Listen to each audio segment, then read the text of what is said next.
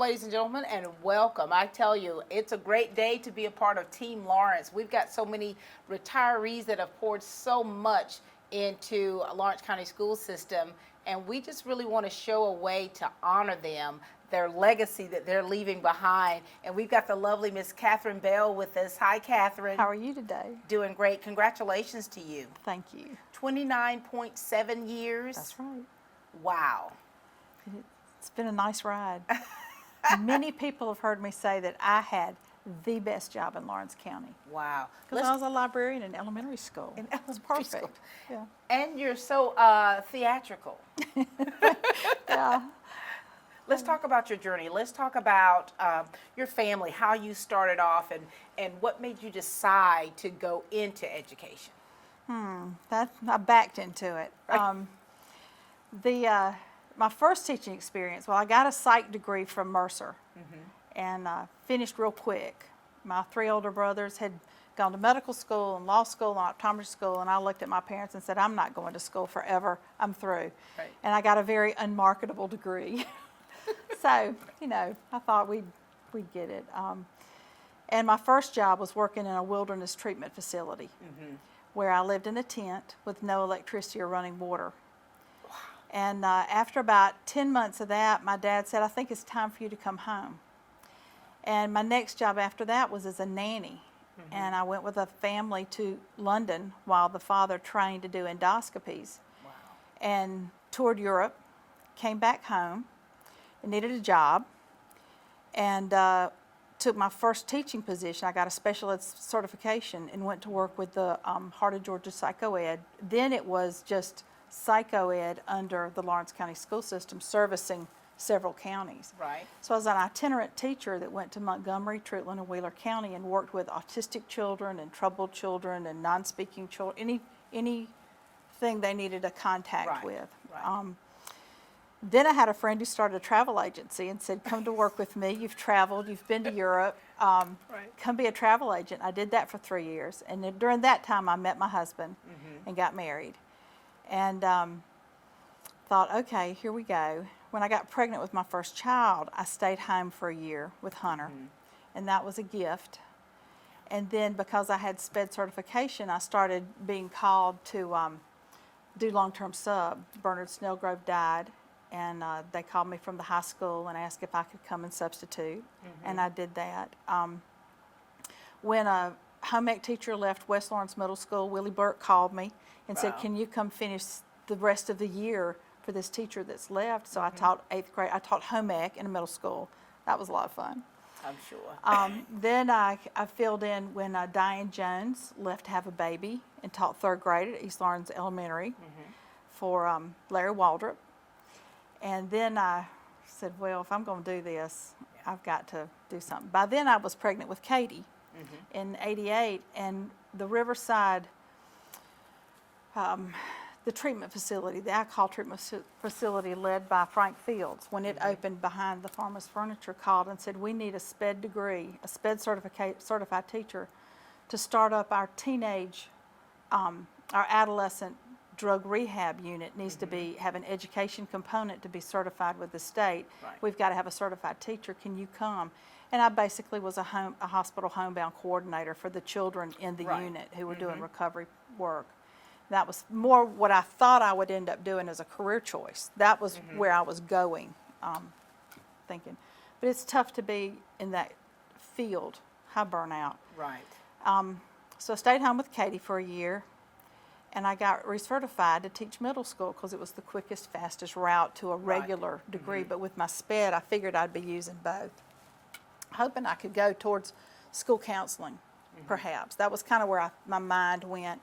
Everybody wants to have holidays with their children. Right. So I worked on that, and Stephen Kaiser hired me as an 8th grade teacher, and I taught science and Georgia history. Wow. At the old B.D. Perry School, and did that for about 8 years. And I had a blast. It was been so all much over fun. the place. You've been doing so much. I told you I was an Indian. The Indian chief. Doctor, lawyer, optometrist, and an Indian chief. An Indian chief.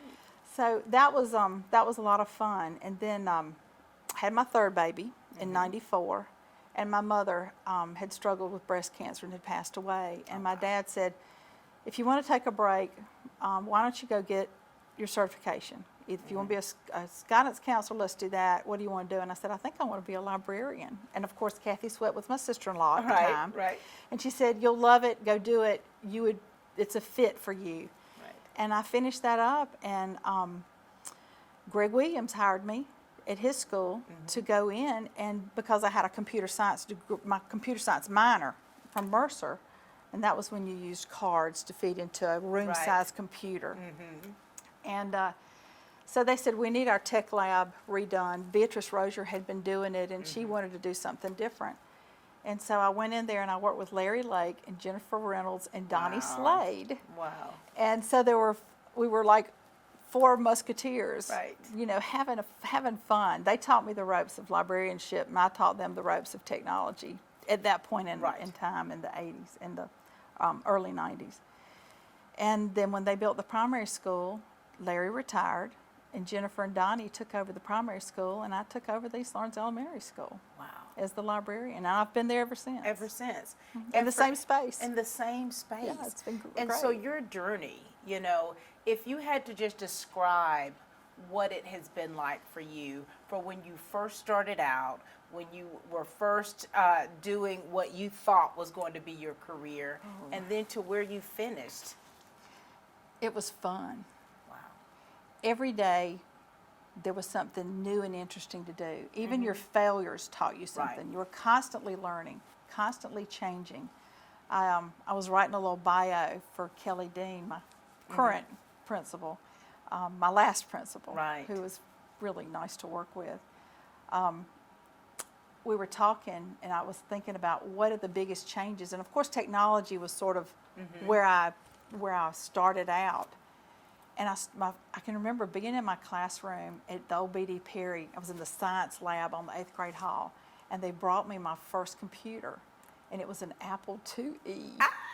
Green screen, dot matrix printing, you know, the screen about this big, you know, and you were so happy you could play Pac-Man or, you know, you know, and the kids were fascinated. We were floppy disks. Yes. And, then with the Corona apocalypse, we were looking at online instruction from our teachers, online support. The rooms had touchscreen TVs. Right. My room had, you know, everything's wireless. We were handing out Chromebooks, iPads. Yeah. You know, all of our web-based services are cloud housed now instead of downloading software and running it on your computer. And it, you know, in the last 29 years, the technology, if you weren't changing, you couldn't function. You fall behind. Constant change. What has changed? What has changed about you? Besides the gray hair. Besides the gray hair. Because I think that through the years and the experiences and the people you've connected with, and the children, there's some things that have changed about you. Every day at East Lawrence, and I say that's my home. That's where I was the most comfortable. Every day I tried to greet teachers with, what can I do to help you today? I was support staff. I was a resource. They were the ones in the trenches making the biggest difference in a single child's life. So what can I help you with? What do you need me to do for you today? And I felt like I developed some really strong relationships with people when they let me help them. Yes. And that's what feeds my soul. Right. That's what fed me, was knowing that at any day I showed up with just what that teacher needed at that moment to get their job done. Yeah. That was my job, to make sure they got their job done. And fortunately, it was with reading curriculum and books. And in the library, they would go, can I send you this child? And I go, yeah, send it to me. And they would each get a break from each other, but I always saw the best in the worst kids. Yeah. I never saw, because I was such a safe area of the world. I wasn't judging them. I wasn't grading them. I wasn't evaluating them. I wasn't holding a marker up to you where you failed or you did it right or you did it wrong. There was never a wrong. It was like, try it again. That was that safe place for them. It was very safe for a lot of children Were you- and what- teachers. And it was a safe spot for teachers. What are you going to miss the most? I was telling them yesterday, I need a tribe. I'm going to miss my tribe, my clan, my group, my people. Yeah. I got to find new people. And I would say my new people would be at my church and would be my church choir, but I don't know when my church choir is going to get to sing together again. Yeah. My soul's not fed because I can't sing with my choir. It's still part of our new normal. We're still having to adapt. It's tough. I miss that. I do too. I miss that. And you have such a fantastic voice. Oh, thank you. I like singing loud with a group of people. I do Yes. not like doing solos, but I like singing with my group. I think when I first met you, you were at the church and you were playing. It was during a veterans program. That your The church Memorial was put on. Day Yes, and probably. I was so fascinated. Yeah, by I it. get to And I didn't narrate. know who you were, but I remember seeing you stand up to speak. Well, I was like, I sit next to Kathy Jones, so she Yeah. makes me sound real good. I love that. She's so talented. And so what's next for you, Catherine? Well, I've become a grandmother, so I'm very excited. My William is going to need me soon because my oldest son and his wife Courtney, Hunter and Courtney. Everybody knows Hunter and Courtney. They're going to have a baby at the end of October. Oh, wow. So a little brother's coming, and I hope I'm needed, there. Sam and I want to travel. We've got a bucket list, places we were talking the other night at supper where we're going to go. Yeah. And we're thinking about doing some Kentucky traveling and some Maine traveling, Oh, going wow. and doing that. It's beautiful up there. We've never done New England. I've been to New York once. It depends on what time of the season that you go to New England. If you don't love the cold, Oh, don't go during the dead of winter. Trust Well, me. yeah. I was like a little when I went up there, but it's so lovely. So now you have the time. You're getting ready. Now you're hanging up that hat for this Yeah. season in your life. You've touched many lives. Many lives have been touched by you, I and hope so. and likewise, you're going to be sorely missed. Oh, I hope so. But no, they've hired a great person to replace me. Yeah. I hope I've set it up for Anna's success, for Yeah. Anna Collins to go in and just make it hers, and she didn't have to worry about getting rid of what Miss Bell left in the way. Right, I want right. it right, moving forward. I want her to own it, and I want to support her. We got 2 new librarians on the east side. Kristen Clark's coming, and then Yes. April's just been there for a couple of years, so that's exciting. It is. I want to help them. You I told them need to they keep could all in call touch. on me. They can all call on me, but Yes. librarians are so vital. We never need to cut them out of our schools. A lot Oh, of no. states getting rid of librarians, and people don't understand till we're gone what they've missed, and we need to make sure. Fortunately, Lawrence County has always supported the library and the librarians. So Well, thank you proud so of that. much for all you have done for Lawrence you. County Schools. Oh, thank you for this. This is nice. This is fun. I was a little nervous, but hopefully it came out okay. You and I, we tend to talk. Whenever I come over on that side, you and I always talk, and we get along pretty well. We're pretty frank Yeah. with each other. Thank you. I think so. I think so too. You call on me if you need me to. I most certainly will. You just got to be in town long enough. I got to find some people. Make a list. Make a list. Ladies and gentlemen, this has been Catherine Bell, retiring after 29.7 years from East Lawrence Elementary as their media specialist, and now she's going to continue conquering the world. Thank you, Miss Catherine. Thank you. I appreciate all this. Appreciate you.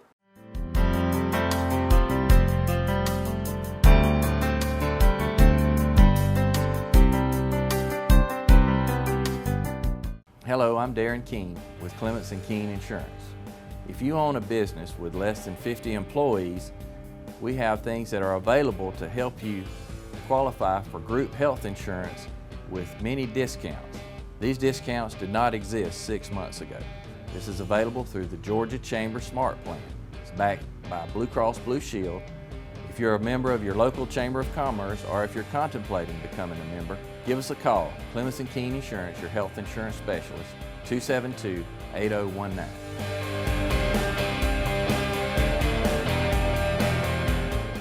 Hey, want a successful career? Start with an education that puts you front and center with hands-on experience. An education that will prepare you for opportunity in 2 years or less. An education that's fast and affordable.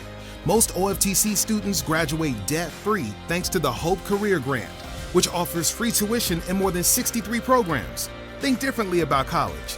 Choose OFTC for an education that's fast, local, and debt-free. OFTC is an equal opportunity institution.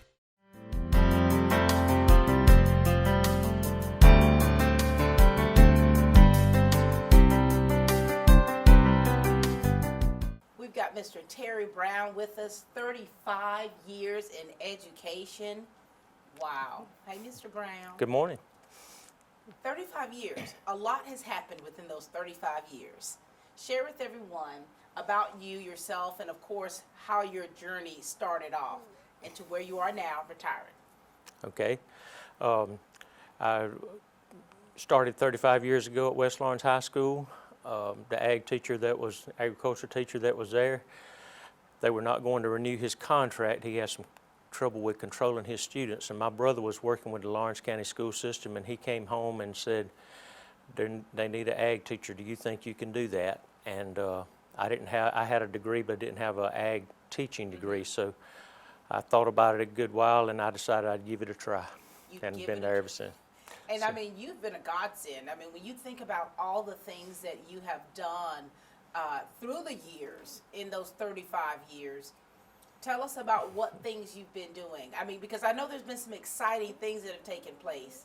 You even tried to get me to hold a pig one day. Yes, I did.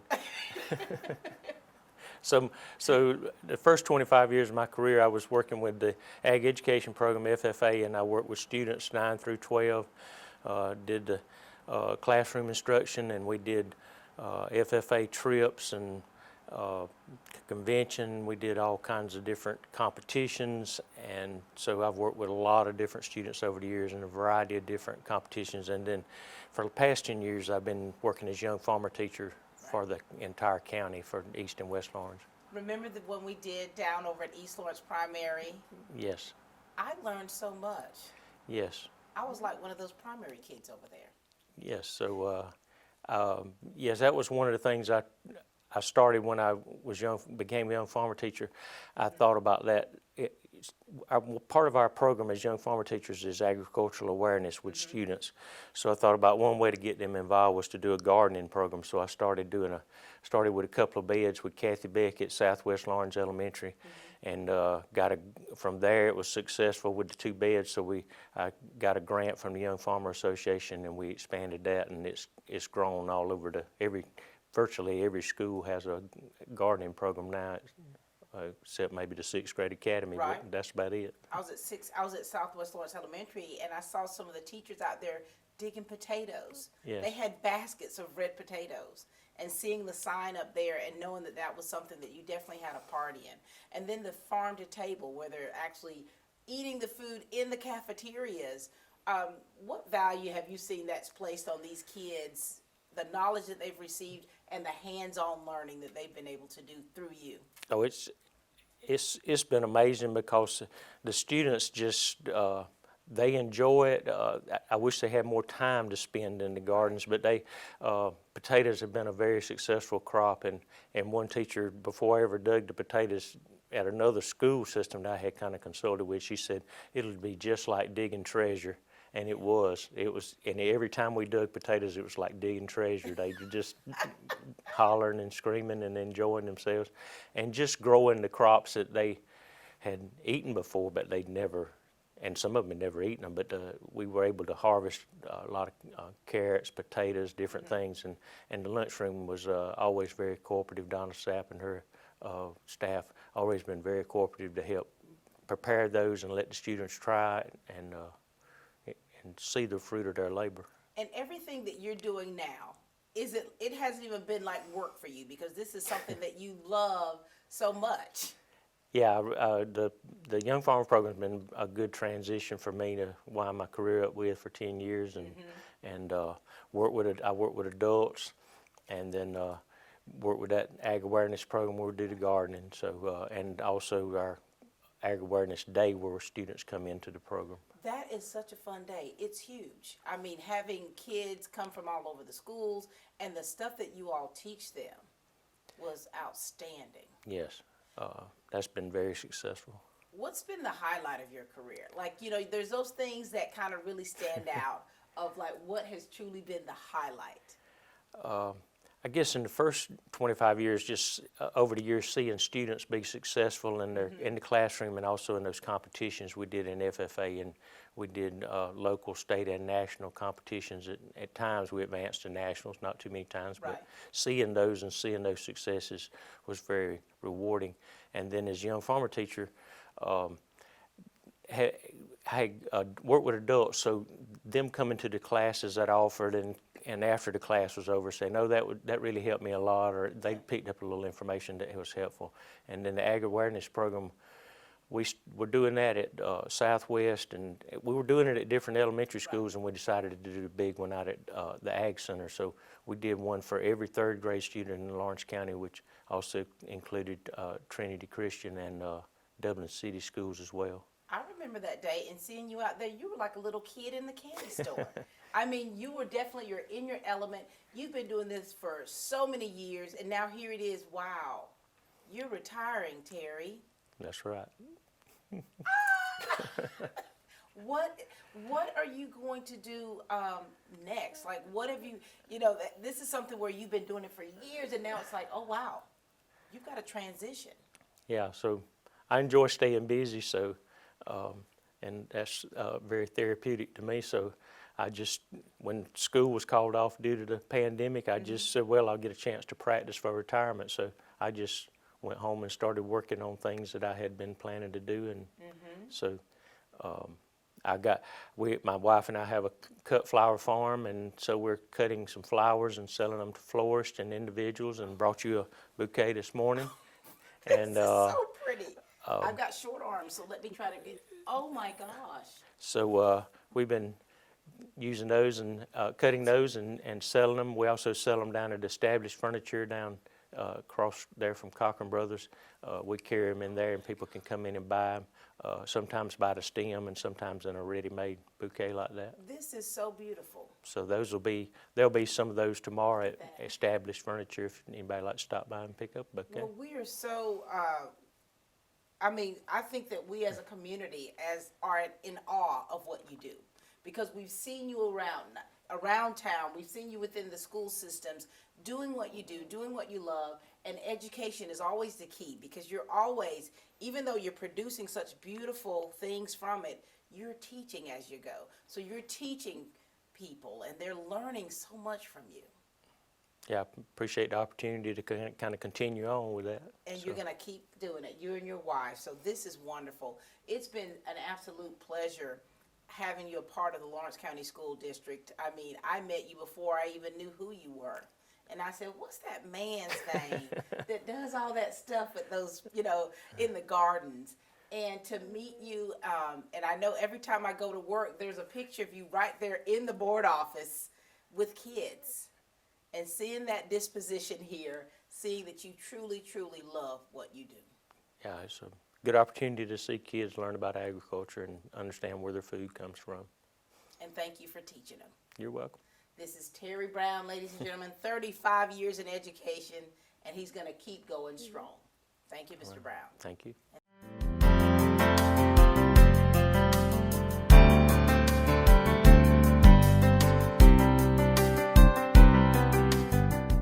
From humble beginnings with a desire to serve the Dudley community, Bank of Dudley has grown to 5 locations, serving Lawrence, Twiggs, and surrounding counties. Serving our community since 1905, the Bank of Dudley is looking forward to its 2nd century of community banking. Drop in today to any of our 5 locations: Jeffersonville, Dudley, East Dublin, Veterans Boulevard, and downtown Dublin. Bank of Dudley, member FDIC, and an equal housing lender. Hey, want a successful career? Start with an education that puts you front and center with hands-on experience. An education that will prepare you for opportunity in 2 years or less. An education that's fast and affordable. Most OFTC students graduate debt-free thanks to the Hope Career Grant, which offers free tuition in more than 63 programs. Think differently about college. Choose OFTC for an education that's fast, local, and debt-free. OFTC is an equal opportunity institution.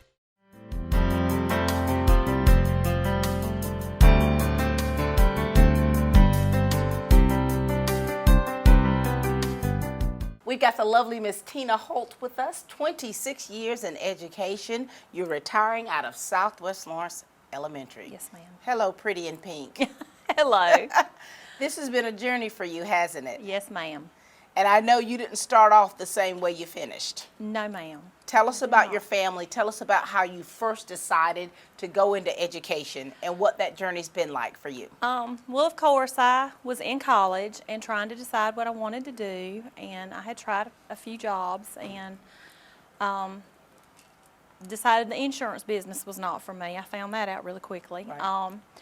And ended up working with some daycare centers and enjoyed that. So I went ahead and got into the field-based program that they were offering here in town at the college and did that for 2 years. So I had the opportunity to work with Dublin City Schools and Lawrence County Schools half a day, every day Yeah. for 2 years. So that really got my foot in the door and got a lot of experience.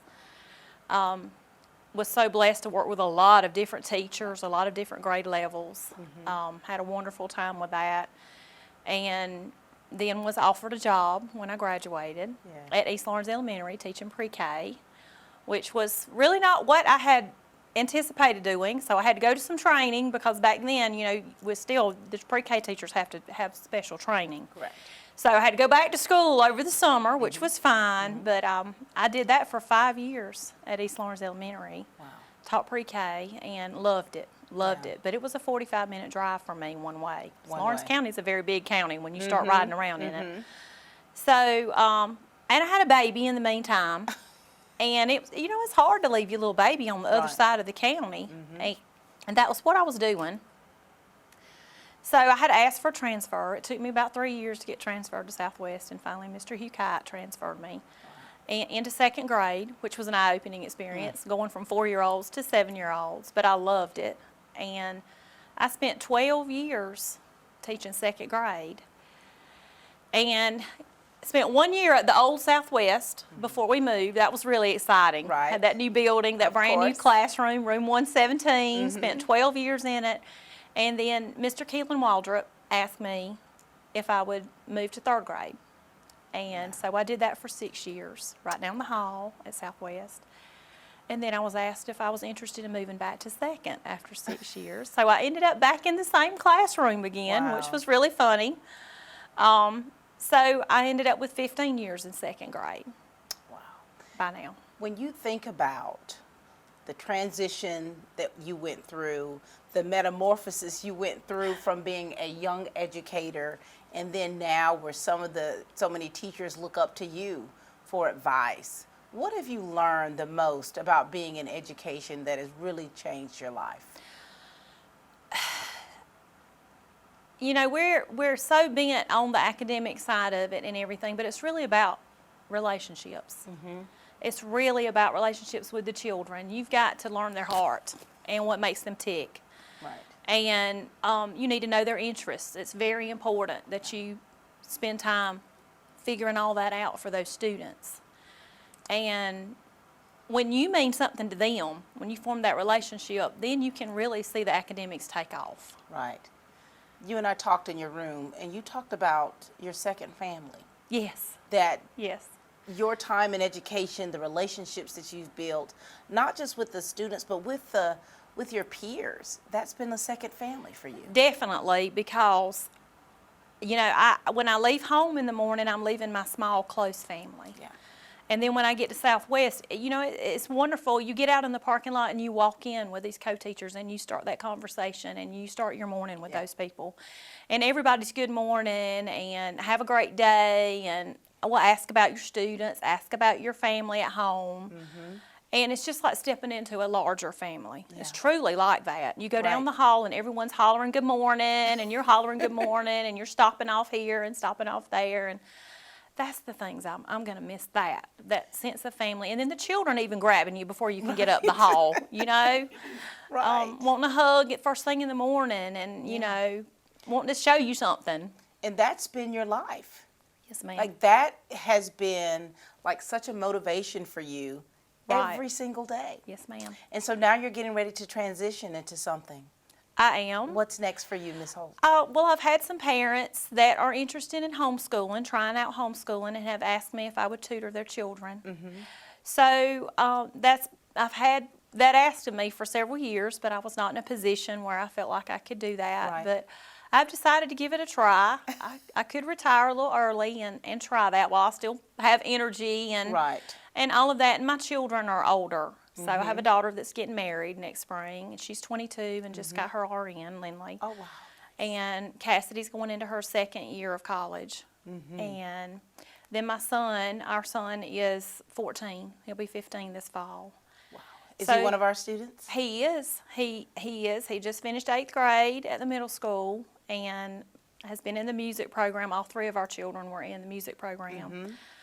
And being big in band, Right. and we have enjoyed that. That's been wonderful, taking trips with the band and being there on the Friday night lights. Right, and of course. It's so exciting. So you'll still be able to do those things. Right, we will. We can partake of all of that. Are you going to get to travel much? Maybe a little. Maybe a little. My husband likes to be home. Ah, you've got a homebody over there. He likes the mountains. If I plan a mountain trip, he gets a little excited. Beach, Right. not so much, but he goes along with What it. about shopping trips?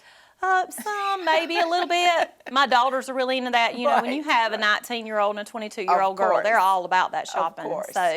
So we do get to do a good bit of that. Yeah. But That's wonderful. yes, ma'am. And so what do you want to say to encourage, what do you want to say to Lawrence County, your peers, the people that have been there with you, the kids? What do you want to say to them? I want to say hang in there. We're going through a lot of changes right now. We've had quite a year. This has been a year no one anticipated at all. And, you know, when we sent those children home March 13th, Yeah. we didn't know we weren't going to see those children again. It's emotional, isn't it? It is very emotional. I don't want to cry in the camera, but we've shed some tears together. You know, because we miss our children, and we missed our job, and we missed our school family. We've gone through all of that, and just hang in there. It's going to be different when everyone goes back. It's going to be different from me, even from what I was anticipating. Right. I'm sure I'm going to have guidelines and things. I'm going to have to adhere to and get used to, and you know, because we're just in a different time right now, and the rules that applied 6 months ago do not apply right now anywhere. Yeah. So I'll be praying for them, and I covet their prayers. Thank you. And thank you. And I just want them to hang in there. Don't give up. Those children need you so bad. Thank you know, just be there for them and try to do the best you can every day. Well, you've been a godsend, Ms. Holt. You're going to be sorely missed. We appreciate everything that you have done for Lawrence County. Thank you. Continue to do. And we know that your legacy is quite high. So thank you so much for Thank all you. you've done. This is Tina Holt, ladies and gentlemen, from Southwest Lawrence Elementary.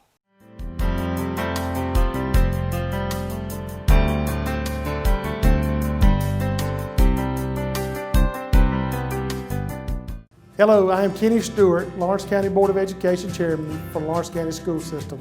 I am a lifelong resident of Lawrence County and have been married to my beautiful wife Cindy for 21 years. We have 3 wonderful children, all of which go to our county school system. My oldest son Jared is a rising senior at West Lawrence High School. My daughter Kinsley is a rising 8th grader at West Lawrence Middle School. And my youngest son Ian is a rising 4th grader at Southwest Lawrence Elementary. We are active members at Pleasant Hill Baptist Church, where we are proud to serve there. My parents, Earl and Arlene Stewart, instilled in me at an early age that hard work pays off, and I've tried to do that in my life and with my work. I work with the Department of Juvenile Justice and have so for 21 years, where I've served the children of Georgia. It has been my great honor to serve as your Lawrence County School Board member for District 5 for the last 3 years. Our school board has accomplished many great things over this last term. These are just a few things that I'm most proud of. We were the first school system in Georgia to implement our GAMB policy that arms select highly trained staff members to protect our children from harm. Bullying issues have been addressed with Racial Challenge Program and PBS-IS initiatives. Additional employment of work-based learning coordinators, secretaries for counselors, and increases for counselors' contracted days at both high schools. Additional employment positions for assistant principals in Northwest Lawrence and Southwest Lawrence Elementary Schools. School supply money allocated for all students. pay raises or bonuses for all staff members. We invested over $900,000 into textbooks for math, reading, and science. We had a bus shop expansion. A $2.4 million literacy grant was awarded to Lawrence County. The Literacy Task Force was implemented. In 2018, was recognized by the Georgia Department of Education for leading the state and making literacy a community event. We were ranked #1 for the first time in school history in our Heart of Georgia RESA district for academic achievement. We were ranked number 19 out of 181 school districts for the state of Georgia in academic achievement. All of these achievements have been accomplished with no increases in land taxes, and in fact, we have been able to lower taxes 2 out of the last 3 years.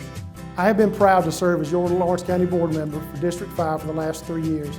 I'm asking for your support in our upcoming elections to re-elect me, Kenny Stewart, for Lawrence County School Boards. Thank you and God bless.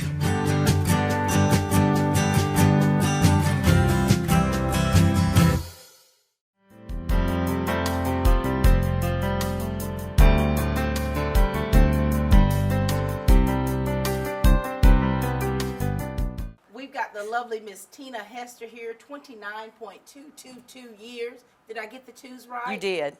From East Lawrence Middle School, Tina. Yes. My. What you got to say about all this? Well, I was doing okay until Tina Holt was sitting here, and then I started crying. And I haven't cried. I know. I guess when you think about it, Yeah. Share with us about your journey, because I think that you all bring your own set of, Yeah. your tools in your toolbox of what has happened through the years and what you've gleaned from, and talk to us about it. Well, I started in 1991. I did my student teaching at Central Elementary, which was fourth and fifth grade maybe, and maybe sixth. And then I finished winter quarter in March that year. And Miss Bertha Outland had been diagnosed with cancer at East Lawrence, and she probably taught everybody on the east side by that time. And so she was going out to go home, and I was asked to come teach foreign languages by Mr. Stephen Kaiser. So I taught foreign languages at East Lawrence Middle School see, you're looking shocked. Parlez-vous français? Oui. Oui, but oui. Foreign language. Okay, so I taught German to sixth graders, Did you teach French? Spanish to seventh graders, and French to eighth graders. Now, please just understand, it was only like numbers and colors and phrases. Yeah, very, very basic. And I had to learn all, well, I knew Spanish, but I had to learn all that before I could, But it was only, we changed connection classes like every 6 weeks. So we did like one little thing every week, and it was fun. And, I did that for years. I taught health in the gym with Dawn Wood and Charles Turner and Bobo Frederick, and that's where I learned this voice that I have now. Charles Turner, God bless him. Oh, I miss him so much. But he would say, "Miss Todd, we can't hear you." Wow. And then that's where I had to keep on speaking louder and louder. And he had taught me when I was in sixth grade too. So look at that. Look at the legends that you've been Yes. in contact with. Brenda Knight, Naomi Lewis, Miss Wright, Charles Turner, they taught me in sixth grade, and then I was able to actually teach with them when I started. So, you know how you kind of, you learn from someone and then you pass that along? Yeah. What have you learned as an educator from the ones that have come before you, and what are you wanting to pass along to the ones that are behind? oh gosh. Well, my kids always know that I say to be kind, because you don't know what's going on in everybody's life, whether they're an adult, they're the teacher in the class, they're the coach in the class, they're the whatever, or they're the kids. You don't know what's going on in their life, so I want them to be kind, whether, the teachers need to be kind to the kids need to be kind to the teachers, because we never know what's going on in their lives. Yeah. But just love the kids. If you're a teacher, love the kids, get to know the kids, know them, and be available so that they know if they need anything, they can come to you. And I saw something on Facebook where the kids made a video for you. Yeah. I would like to say it went viral. I thought it was the sweetest thing ever. the way, and I've seen the relationship you've had with the kids, and I've come to your room many times, and they're all hovering over you, and just you see the fruit of your labor by the kids' response and by seeing their successes. My classroom is very different than my husband's classroom. Right. And Cammie Dally would come in my classroom and go, oh, I can't stand this. But it works for me. Yeah. I mean, we talk, we yell, we scream, we fuss, But they learn. they learn, and we love each other. And I mean, I saw two kids, brother and sister, the other day at Belk's. I was standing in line trying to take something back, and Zybeck walks around. He looks at me, and there he goes, Miss Hester. I said, I had to look at him a minute, and then I was like, Zybeck. He was like, yes, ma'am, and he was proud of himself, and he wanted to tell me those things, and I was so proud of him. What does that do for you when you makes see me your wanna former- cry. Yes, your former students, when you see them and how you have nurtured them through the years, and then when you see them as adults and you see them being successful, and they come back to you and say, Miss Hester, when you did this here, when you said this to me, Yeah. it stuck with me. Yeah, Erica Northcutt, you took that picture of me and Trin the other day, and she sent it to me, and she said, I should have been at this party. I said, have another one, Erica, I'll come. Really? So, And it's about, like how Tina talked about the relationships. yeah, And you formalize relationships and learning. You've helped the kids learn to love. I hope so. And That's, to love education. yeah, I hope so. That's been my goal, because I want them to know, because I keep telling them, you've got to get educated, because I don't have any children. Yeah. And they are my children, Right. and I'm going to get old, and somebody's going to have to take care of me. Yeah. And they're like, because usually I say, never mind, I won't say that, Yeah. but, somebody's going to have to take care of me. Right. And so what are you going to miss the most? I think that I can already gauge what you're going to miss the most. But what are you going to What do you think I'm going to miss the most? You're going to miss the day-to-day, That's it. just the routine of things and the relationships. I am. And seeing the kids just walking down the halls. I'm going to miss Paul Conyers being crazy across the hall, Beth McDonald saying that we don't ever tell her anything. I'm going to miss the kids. I mean, I'm short, so they're all bigger than me, and they all just want to hang on me all the time. And yeah, I saw one of my kids at the nursing home the other day. His grandmother is with my mother at the nursing home, and all this social distancing, I was like, can I please hug him? Because I'm used to getting a hug every day. So I miss those. Yeah. And then as a cheerleading coach, the sponsor, you were that for how many years? 27. Oh, my Lord. Yeah. And the girls, what the spirit of excellence in which you operate in, and just seeing how the girls change from when they started your program, and then to see them when they leave. Yeah. What that does. I have a group that's already called me and said, hey, can we get together on June 16th? Want to do something for you. So we're going to go to the lake that day and spend some time together. And so for you, all right, you're about to transition. I am. Don't you have girlfriends you hang out with? I do. I have the Crazy Eights. The Crazy Eights are my girlfriends that we live all around the state of Georgia. Right. After this year, 2 of us will still be working full-time. One still works 49%, and the other one works at Georgia High School. We met through the Georgia Cheerleading Coaches Association. Right. I've been the president of that. I'm currently first vice president of the Georgia Athletic Coaches Association. So I have friends, great friends, and we travel. The Crazy Eights travel. We've been to New York. We've been to the beach numerous times, and we talk every day. Right. So that is a group of women that I am so blessed to have met, and many more that I have met through cheerleading. They have been, I could pick up the phone and call and say, you won't believe what happened at practice today. Let me tell you this. And they're like, well, let me tell you what happened at mine. And, and we were able to have, a sounding board. Look at that. That's beautiful. Yeah. All right. So what do you want to say to all of your students out there? Past, present, far, what do you want to say to your students? What do you want to say to Lawrence County School District? What do you want to say to the people out there? Because I'm telling you, Ms. Hester, you have touched so many lives. Thank you. You're a ball of energy. You've been great for my kids when we moved here from Baton Rouge. I mean, I don't even think we even have the words to say what you have meant to the Lawrence County School District. Thank you. That's how much you're going to be missed. Thank you. So give your last words that you'd like to give. Go ahead.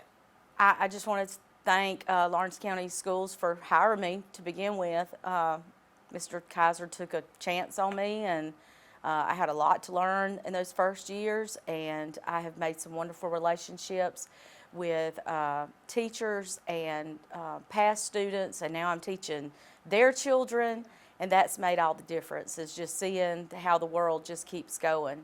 But what I know is a lot of you know that I'm adopted, and I know that God put me in this place. I know that He put me here in Dublin for a reason, and especially in East Dublin, and I'm where I'm supposed to be, and I thank God for it every day. So thank y'all.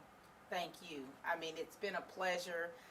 I'm going to miss you, but I plan on somehow still seeing you. We got to work that out somehow. We will. We'll work something out. We'll work it out. Miss Tina Hester, 29.22 years. Yes. 222. Yeah, 3 2s now. 3.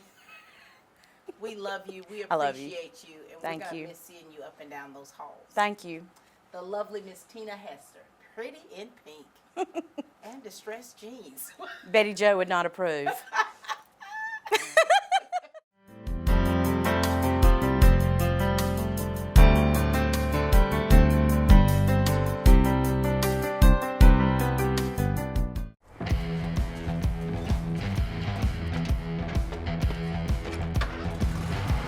You've got miles and miles of grass to mow. So you're going to need a machine built to perform. Day in and day out. Season after season. You're going to need a Gravely. Built to mow the distance. Now at Myers Equipment & Supply in Dublin. What makes Century 21 Durden and Cornegay the #1 realty group in the area? First off, we sell more homes, and our team of agents works harder than any other realty brokerage. Buying or selling a home can be made easy with our professionals, so make the #1 choice in your real estate agent. Century 21 Durden and Cornegay Realty. For more information, log on to c21dublin.com or call us at 272-1535.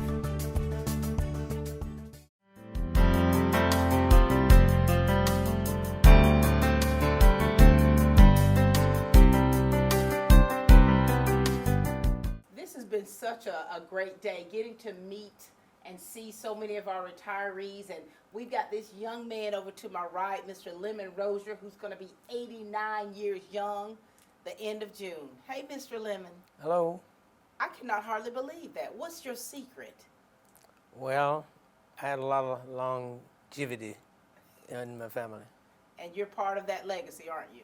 I hope so. I think so. 27 years Yes. in transportation. Yes.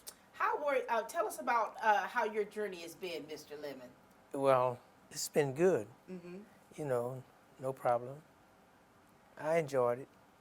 What made you decide to go into transportation, being a bus driver?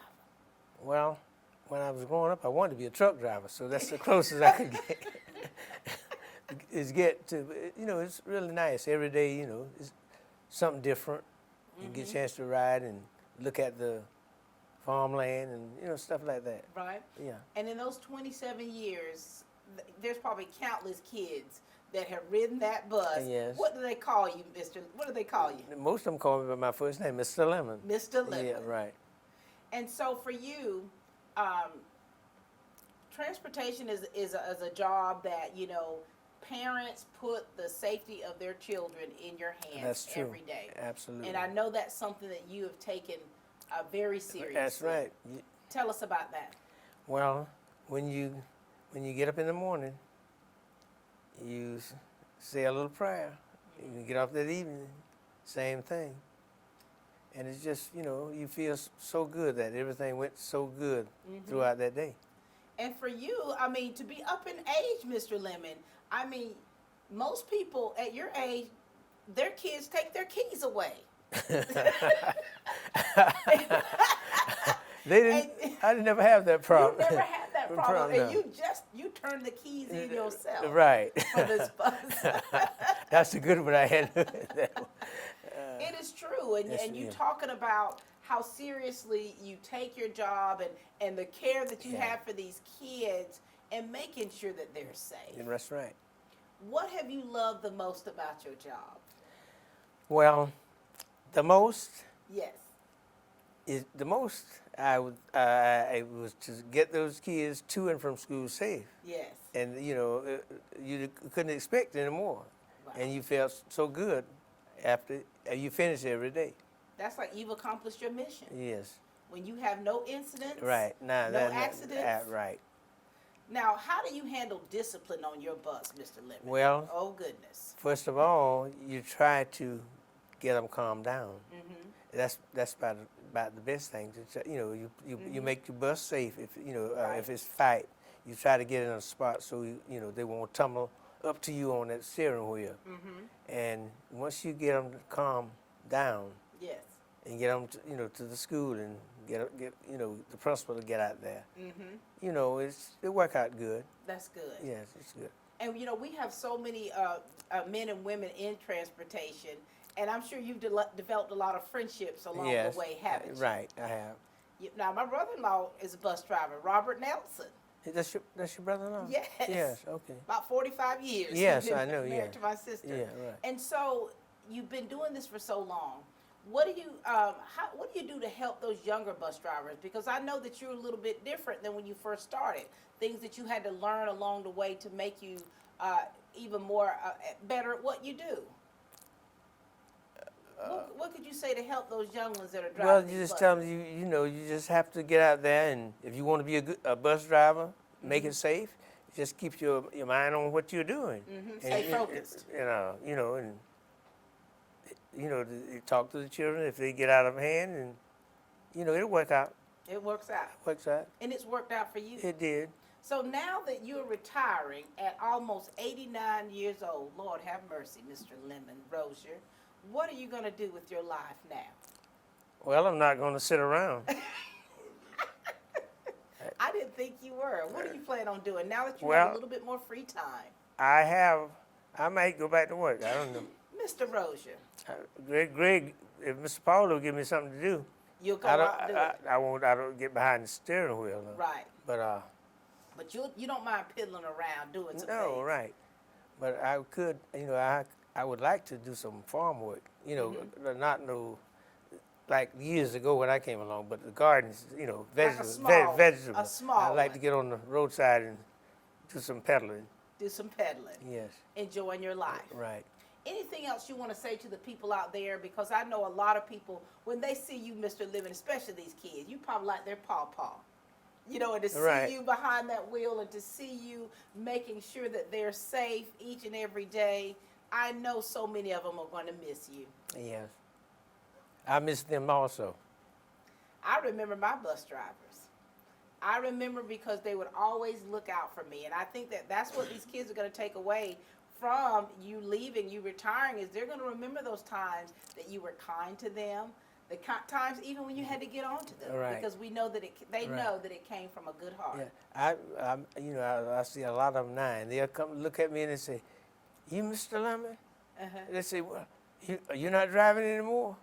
Yeah. And they, give me a big smile, and they go on. That makes your day. Makes doesn't the day, it does. Well, thank you so much for how you make our day, Mr. Lemon Rozier. Thank you all. So many years in transportation, you've changed so many lives, and you've kept lives safe, and that is the bottom line, is you've kept them safe, and we appreciate you so much. Thank you. All right, this is Mr. Lemon Rozier, everyone, from transportation. He's finally given up his keys. I hadn't, maybe Mr. Paulo might have something for me to do. I hope he does. Thank you, Mr. Rozier. Thank you. Lemon Rozier, everyone.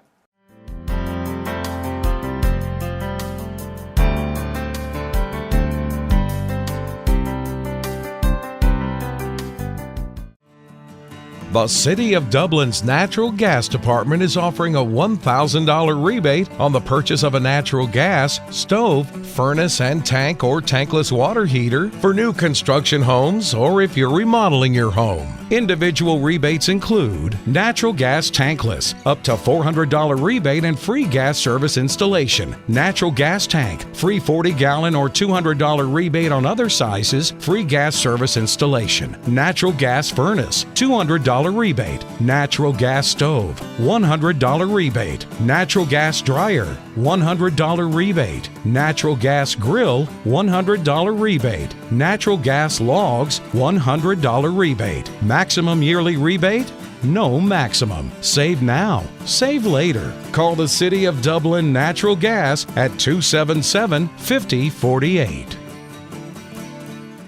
Hey, I'm Glenn Register with Hometown Supply. Hometown Supply, located in downtown Dublin, is here for all of your home and hardware needs. We work with customers. I know sometimes times get tough. We work with you through those. Local delivery is available for merchandise sold. Anything that a customer needs, we take care of.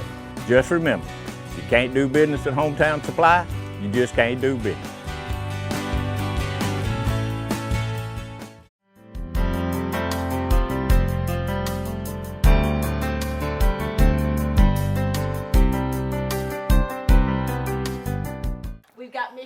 Brewer with us here from the nutrition staff. You have spent all your years at Southwest Lawrence. Yes. How are you doing, Miss Sharon? I'm good. This is a little different for you, isn't it? Yes. And I know where your comfort zone is. Yes. In that kitchen. Yes. Taking care of those babies. Yes.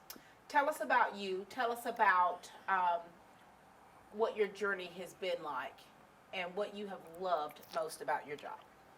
The children. Yeah. When you think about it, I know you get emotional because this has been your life.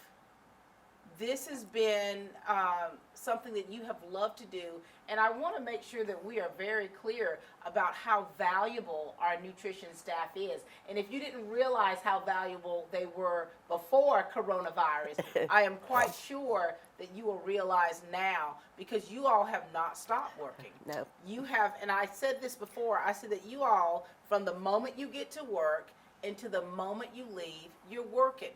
You're like little bumblebees back there. Yes. What are you going to, well, I think what you love and what you're going to miss is the same thing. Yes.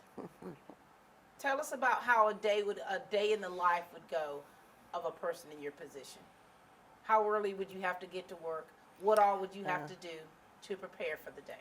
Well, my shift was from 6:30 to 1:30. I would usually get there around 6 because I like to be an early bird and get my job done on time. And I was the breakfast girl. Yeah. I prepared all the breakfast. And you loved it? Yes. So, okay, you get up at what time then to get to work at 6? How early do you get up in the morning? Well, I just live right down the road from the school. So about 5 o'clock or yes. so, you're up? Yes. And now, you're not going to have to do that, Sharon. I know. It's weird. It's weird. And you know, what made you decide to retire at this time? Because my husband just retired. Yeah. And we decided to spend some quality time together. And you're about to have a lot of it. Yes. But I know that comes with a lot of emotion, to where you know, making that decision means, okay, there's a lot of things that you've been doing and people you've been seeing that you're not going to now. Yes. How have you made that resolve of, okay, I'm going to be okay? Or have you? I haven't. Yes. Yeah. But it'll be okay. And even with the pandemic going on, you're still working, and seeing you out there giving, preparing those meals and getting them to the kids and their families, that's a heart thing for you. Like I enjoyed it. You can tell. And you made so many. You saw me on the job. I saw you on the job. I saw the friendships and the connections that you made where people knew you. Yeah. And when we tell them, Miss Sharon is retiring, this is it for her. Even the people in the car ride a lot, they were so sad that they weren't going to see you. Yeah. What do you want to say to Southwest Lawrence, to the nutrition girls? What do you want to say to them? I'm going to miss them, but I hope they'll keep in touch with me. Yeah, that's your family. Yes. And the Southwest Lawrence elementary kids. I know. Yeah. What do they call you when they see you? They call you Miss Sharon. Lunch lady most of the time. Hey, lunch lady. Some of them call me Miss Sharon. You're going to miss that. Those little voices, those little things. Yep. And so I remember the ladies in the cafeteria, as far as I may not remember their names, but I remember how their spirits were. Does that make sense? Mm-hmm. To where, as a little kid, you know when someone treats you special. That's right. And that's going to stay with you. Yes. And what I noticed about you is that you're a sweet lady. Thank you. You're sweet. You don't just care about the kids, Right. but you show it. Yep. That's always been in you. Mm-hmm. And so you have kids? One. How old is your one? 50. Telling my age. Yes, you got a 50-year-old baby. Mm-hmm. Any grandkids? No. No grandkids. You've got your 50-year-old baby, your husband. Now it is time for Miss Sharon to enjoy Miss Sharon. Right. What do you want to do? And we love to camp, so we have a camper and we'll be going camping. You're going to be all out in the woods. I love to fish. My husband gardens. Look at that. So. You're going to be able to just take some breaths of fresh air. Right. To where you're not on a time schedule. Right. You don't have to be anywhere you don't want to have to be. And so that's pretty nice. And so for you, what has, and I think that every question I ask you is the same. The answer is going to be the same. What's been most rewarding for you with your job? I love the teachers also. Yeah. I have a good relationship with all of them. What do you want to say to those teachers? I love y'all. Yeah. And I think that if you went any further, we'd have to cut this camera off. Because I know, and you all know too, that when you have built and formalized relationships with people, it's not just a job. It's part of your livelihood and your lifestyle of who you are. And when you build those relationships, which is what you have, Miss Sharon, it's kind of little, that little separation anxiety that you feel. Yeah. It's like, this is it. I've got to be okay. I think that you're going to have to take it one day at a time, right? Yeah. Anything else that you want to say, Miss Sharon? Nope. I just appreciate how good everybody was to me there. We love you. And we love you for the love that you showed towards the students, the staff, and everyone that you come in contact. Yep. We love you and we appreciate all that you do. Thank now, you. Go enjoy yourself, Miss Sharon. Don't wake up at 5 o'clock. Go camping, go fishing, garden, do what you want and desire to do because you've earned it. Thank you so much. Thank you, and we love you. We love you too. Sharon Brewer, ladies and gentlemen, Southwest Lawrence Elementary nutrition staff.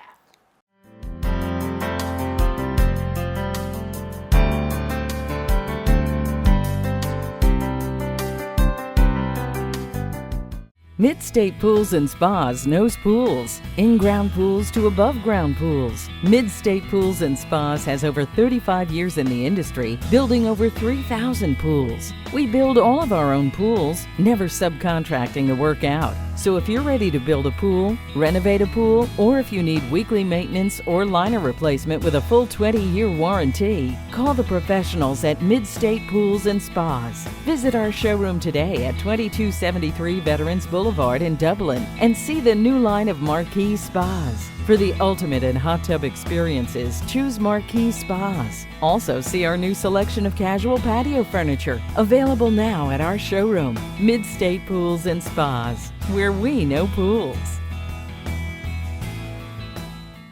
Hi, I'm Helen Powell. Been serving the Middle Georgia area since 1985. If you would love an exciting career, please call me. Careers in Cosmetology, 129 North Franklin Street, 272-1967. Hi, I'm Ashley. I'm an upcoming graduate from Careers in Cosmetology. It's been a wonderful experience, and I encourage you to contact Ms. Helen Powell for more opportunities. Hello, I'm Christy at Careers of Cosmetology. I've recently enrolled here and I'm excited about the opportunities that lie ahead. Hey, my name is Daphne Jackson. I'm excited to be enrolled in Careers in Cosmetology. If you would like this opportunity, contact Careers in Cosmetology. Hi, my name is Caitlin. I've been enrolled in Careers in Cosmetology for about 4 months now. I'm really enjoying it, and I think if this is the career for you, you should definitely come see Ms. Helen Powell. Careers in Cosmetology, 129 North Franklin Street. Our number is 272-1967. Give me a call.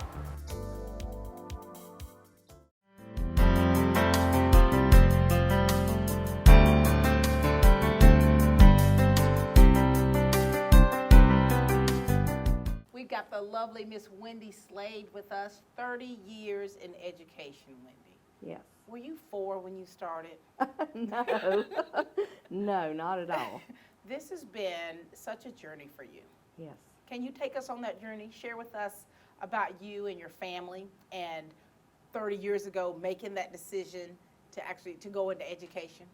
Well, I knew back years ago that being a mother was going to be one of the most important things in my life. Right. And so looking at jobs, future careers, I wanted one where I would be able to raise my children as much as possible and spend as much time with them. And teaching gave me that opportunity. So that's why I went into teaching. And so for you, you're retiring out of East Lawrence Elementary School? Yes. And where did you start off? I spent 10 years in Dublin City and then moved to Northwest Lawrence when my oldest started school there. Spent 17 years at Northwest and then my last 3 at East Lawrence Elementary. Wow, so you have changed lives all over Lawrence County. Yes, I have. And when you first started out as a teacher, now you and I have talked about this because I think that, when we had the first day of school, you were like, oh, I'm thinking about retiring, and I asked you about what was Wendy like her first years of teaching. What's changed about you from when you first started?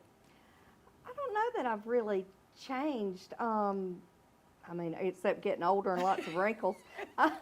But I don't know, each year is different. Each year you have to approach differently because the kids are different, which makes each year exciting. So you get to grow and learn what's best for that group of children. Right. So I think I change every year with depending on the kids I have. And for you, when you go into your room, what kind of atmosphere do you generally like to set for your students? I want them to feel comfortable, confident, safe. It's okay to try and make mistakes. That's how we learn. Right. So just, I want them to feel like my babies, basically. Yes. I've always called them my slave babies.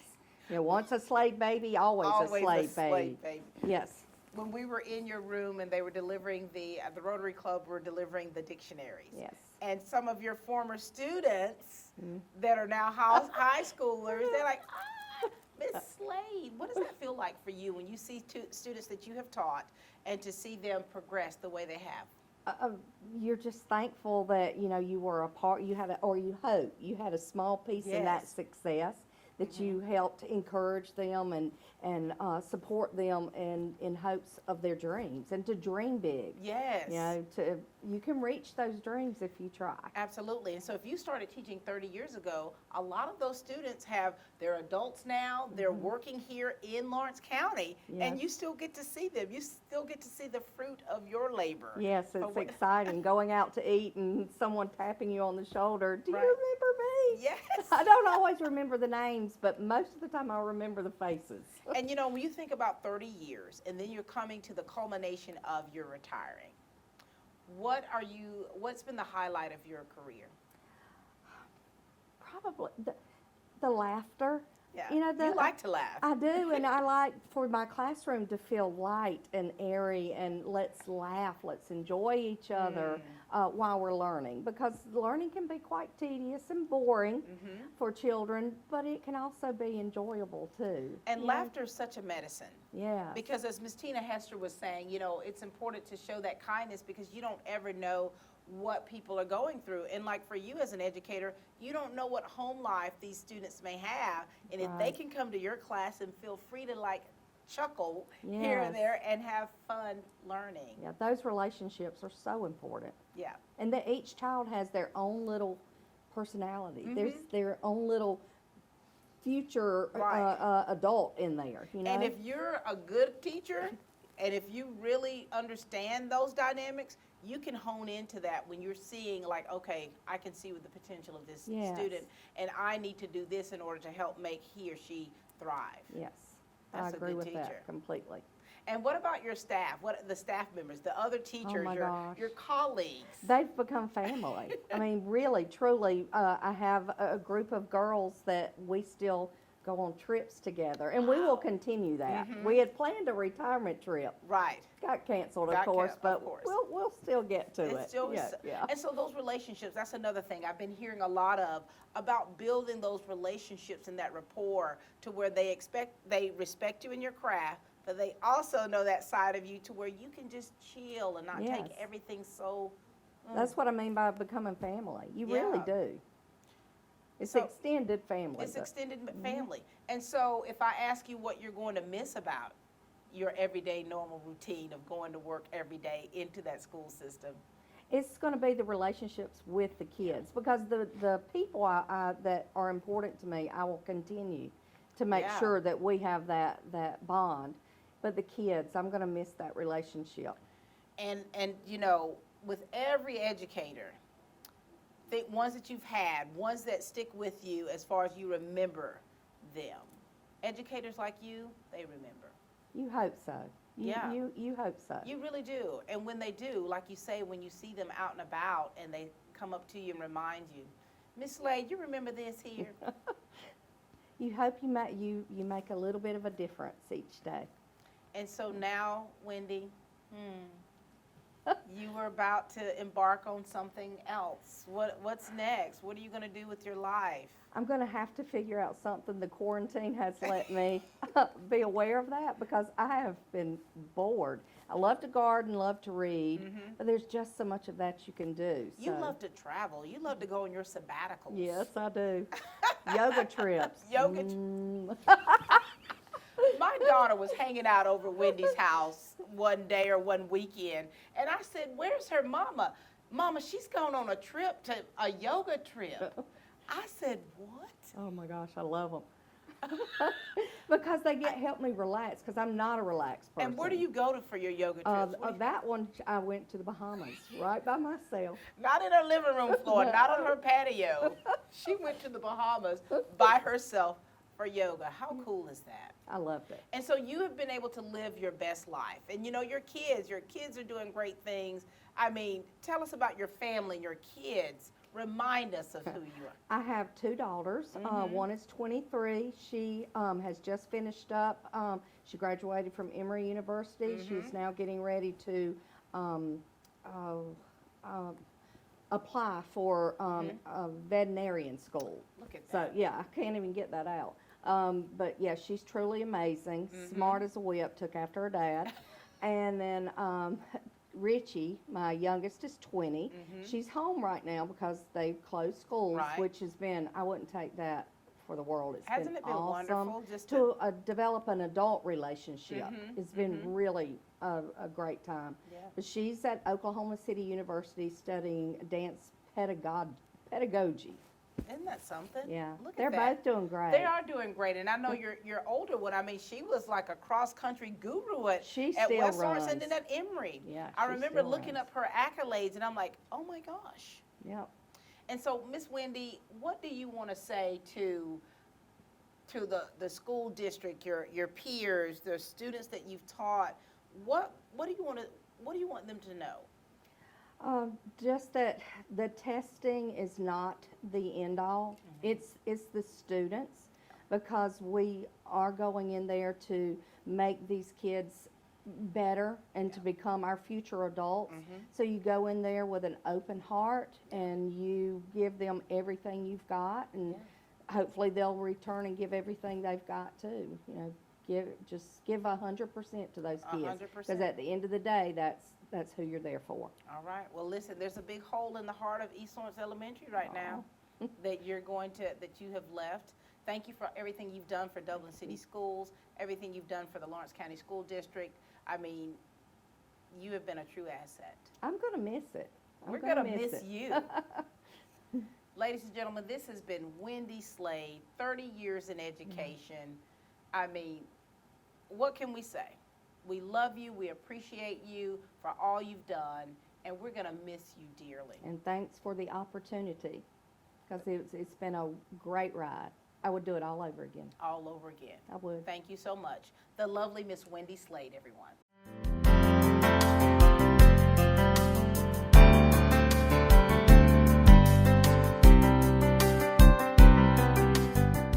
Hi, I'm Jeff Camden, President of Citizens Bank of Lawrence County.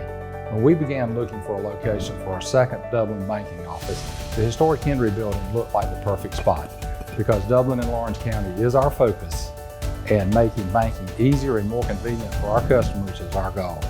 Citizens Bank of Lawrence County, member FDIC, and an equal housing lender. A local full-service community bank offering quality banking services. Citizens Bank of Lawrence County, now open in downtown Dublin. Hi, I'm Meg Greer Evans, and I'm running for Lawrence County Probate Judge in May of this year. Our outgoing judge has over 40 years of probate experience. No other candidate has that level of expertise. But in this election, Lawrence County has the opportunity to elect an experienced probate attorney as your probate judge. I've spent over 6 years drafting and probating wills, and I'm familiar with the Lawrence County Probate Court, the wonderful staff, and all of their hard work. I know what it takes to maintain the level of service the court currently provides. A judge who understands the law, who can run the office efficiently, and will treat you compassionately and fairly. I am the candidate that can provide Lawrence County with the vital legal experience that a judge should have, and a passion for treating all citizens fairly. Please cast your vote for me, Meg Greer Evans, Lawrence County Probate Judge.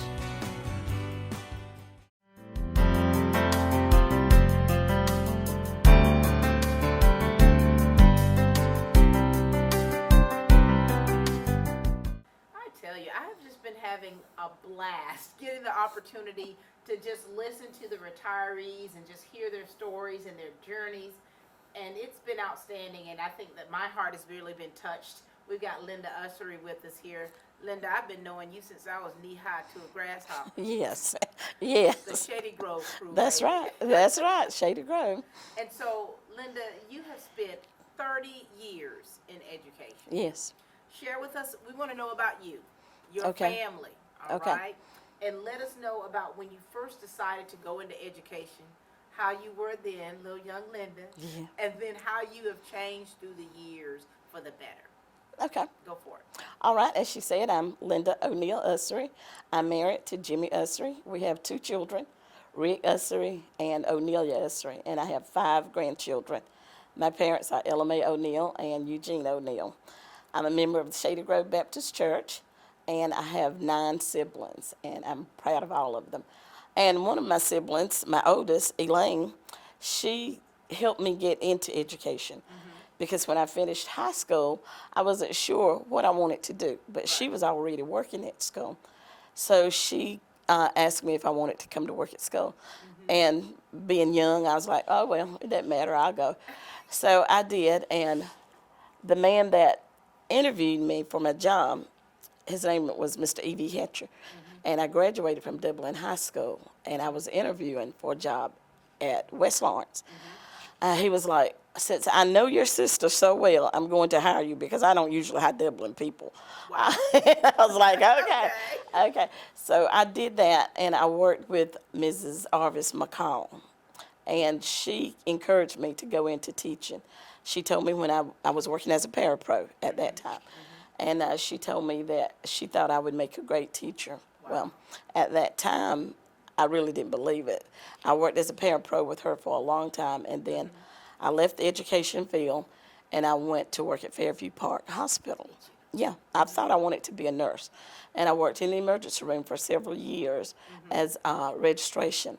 And during that time, I decided nursing's not for me. The thing that I really enjoyed most was working with children. And so I went back to school, and I got my degree in education, early childhood. Look at you. Yeah. Now, Elaine, speaking of Elaine, you Yeah. know, I was going to interview her husband who's retired. Yes, but yes, Bill. But he wouldn't do it. Uh-huh. And so I talked to your sister. I mean, you've got 2 sisters that are with Lawrence County School District. You've That's got right. Marquita, and then you've got Elaine. Right. And so it's like when I talk to your sister Elaine, this is how she always says, "Oh, Pat, you know me from Yes. Shady Grove." Yeah, that's it. And look at the connections that we've had through the years of our families Right. here, and then for you to make these life-changing decisions. Right. And when you think about it, why did you go into education? Why? as I thought about the things that I like to do, because I like talking to people, I like meeting people, but working with children gave me more joy because it was just amazing to me how they could learn things. You know, we always say, oh, they're too young to learn this or that, but they pick up things so easily. So easily. And you have kids? Yes. How many kids? 2 children. 2 children. 2 children. Are they adults? Yes. Rick, he finished school at Georgia Southern University, and O'Nelia, she's a LPN, and she works for Shamrock Nursing Home. Very nice. And so for you, what are you going to miss the most? Because I know that you've been thinking about it. When you finish, like, do the last thing, Yes. you know. What is it that you're going to miss most about your job? Well, of course, I miss my coworkers because I did make friends there over the years. I'll miss them, but I'll miss the children, getting to know the little people, because you know you think they don't know that much, but they can help you learn some things, especially now with technology. They help me learn a lot. Their minds are like sponges. Have you Yes, noticed that? yes, they take in They everything. used to say, don't say nothing around a child that you don't want to hear repeated. And you know why? You know why? Because they're taking it in. And 30 years doing what you do, doing what you love, and now you're not. Yeah, You're giving it up. You're retiring. I'm retiring. What next? What are you going to do with your life? Well, I've thought about that. I want to spend more time with my mom. One thing I had planned to do was to spend more time with my dad and my mom, but recently we lost my dad. I know. Yeah, so I plan to spend more time with her. I give her a set day because she has days that she talks with her different sisters. So I have to find me a day in there that I can spend with her. and I want to travel some, but with COVID-19, I don't know if I can get Elaine to stay away from the school so much. Right, right. You know, we might can go places together. And you're talking about, you know, having the time now to spend with your family. I know you all did recently lose your father, you know, and I told you about the sweet video I saw of your mom singing to him in the nursing home. And she was just rubbing his hand and letting him know that it was going to be all right. Right. Look at where you came from. Look at, you know, that family backbone and foundation that you come from. Right. How much has your family been to you in helping you in what you do in education? Oh, they mean a lot to me, and they've helped me so much because when I decided to go back to school, I had already had my 2 children. So I needed my family to help me because I was working at school and my husband was working and my mom and my dad were at home. They had retired.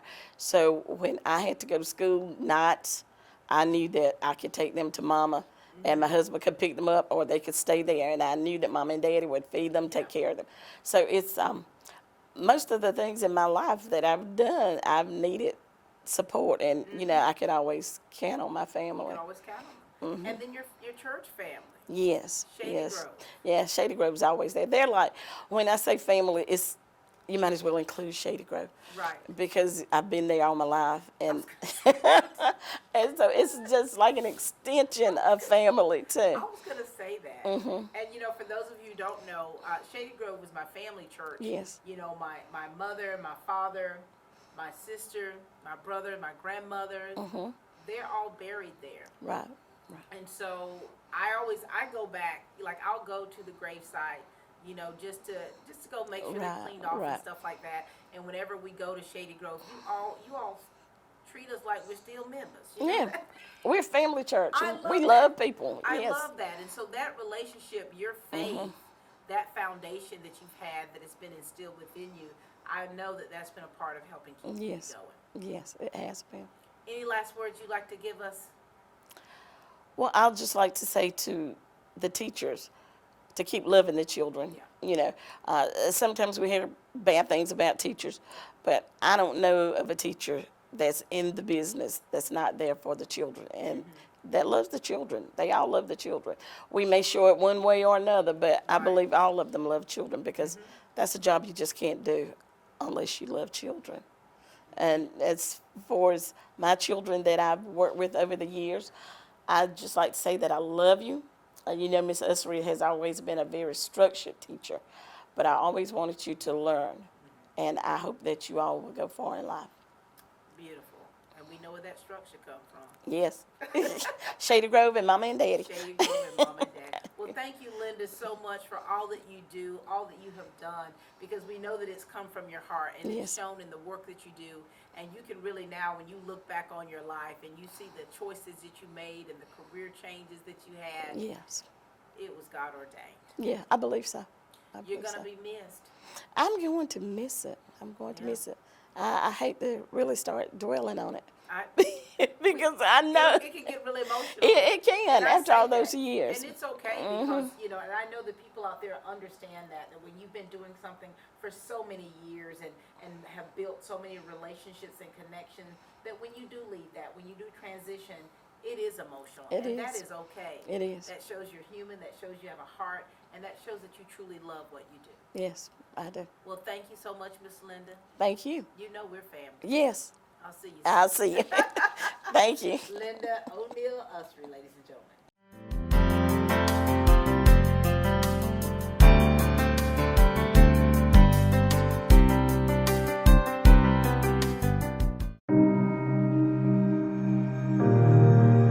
So I'm Will, and this is my wife, Babs, and I grew up in Dublin.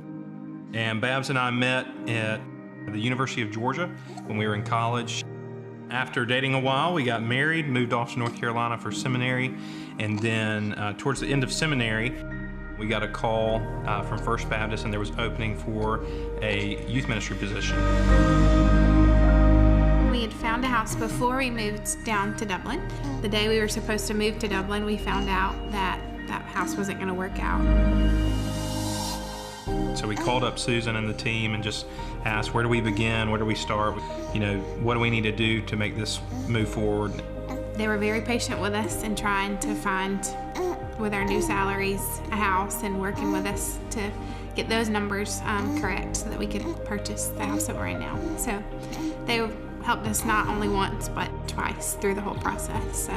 We had questions and we didn't know really who to ask, and so we really just directed all of them to Morris Bank, and we would ask Susan or we would speak with one of her teammates, and whether it was something that they were supposed to know or answer, they usually always helped or would find the answer for us. And so it really just made the process, you know, very easy and reassured us that they knew what they were doing even though we had no idea what we were doing, and that it was just a very smooth process.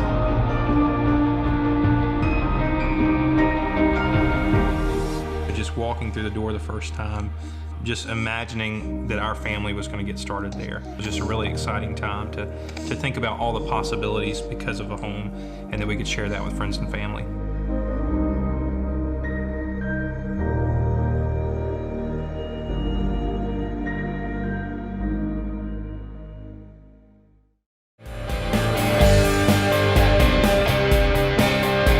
Hey, I'm Tasha Rowland, inviting you to come out to the Cloverleaf Restaurant to enjoy all-you-can-eat buffet. We are now cafeteria style. We got all your favorite cooked up and fresh, ready to enjoy. Open Sunday through Friday, 11 to 2. And Friday is our seafood day. Cloverleaf Restaurant will have your plate ready. Call 478-275-2080. Cloverleaf Caters. Call us for your next gathering or event. Cloverleaf Restaurant, we'll see you soon.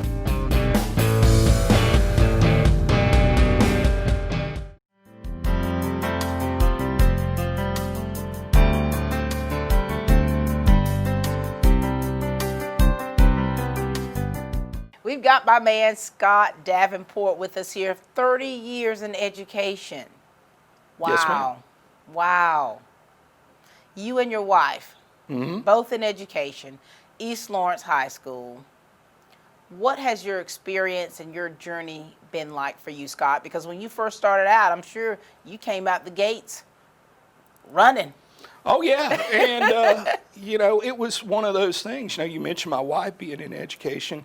She's from here. She's, you know, she's been in East Lawrence Falcon, you know, 12 years of her education, and now 27 years teaching, all at the same school, East Lawrence Middle School. We've got two sons that were Falcons all the way through, and, you know, I we were talking beforehand, you know, I'm from Cairo, Georgia. Really, I'm from all over. I was an Air Force brat, so I moved all over the place. And when my dad retired, my mom was from Cairo, settled there. And, You're a veteran as well. Yes, yes. I was in the Air Force for 4 years and didn't move around nearly as much as my dad did when he was in the service. But no, I've been fortunate to have found a home. You know, being the son of a military man, you never got a chance to develop roots anywhere. And so you had to learn to, you know, every few years there was going to be change. You were going to have to adapt. I found what I was looking for here, you know, a place to set down roots, a family, wonderful family, wonderful community. That's one of the things that I have cherished the most about teaching at East Lawrence is the familial aspect of our community. That's beautiful. And for you, now, what did you start off teaching and what are you retiring teaching? I have taught, well, I teach science. I've taught everything except biology and, well, I take that back. I taught biology 1 year, but anatomy. And so I started off teaching chemistry and physics, and then physical science worked its way in. The last few years, I've been teaching environmental science and have loved teaching all of those subjects.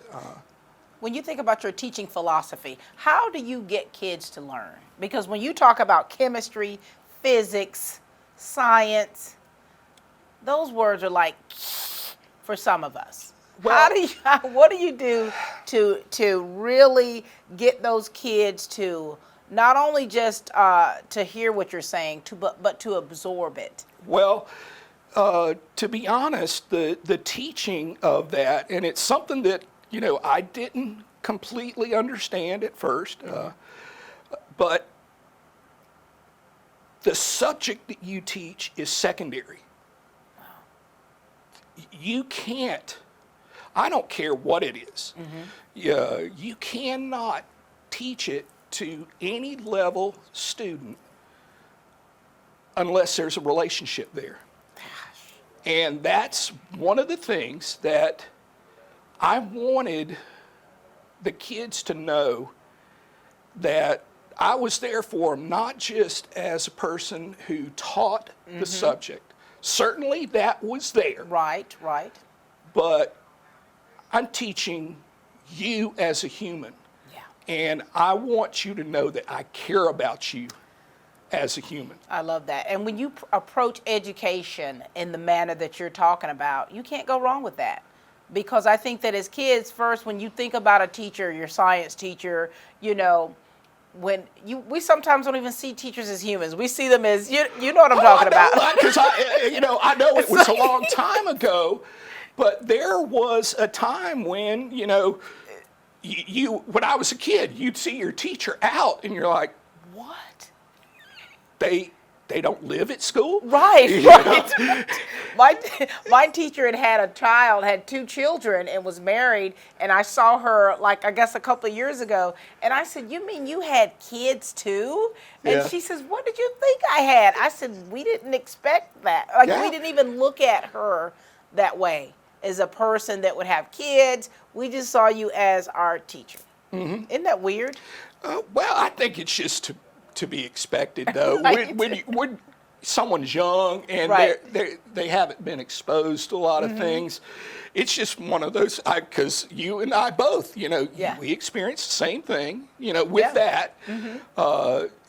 It's to be expected that, say, sometimes, you know, think that, but, you know, it is what it is. It is what, And so when you look back over these years, I mean, I know that you have impacted my kids' lives, and I know that they think very highly of you. And so when you look back over your life and you kind of do that evaluation, that self-evaluation over your career, what things, is there anything you would do differently?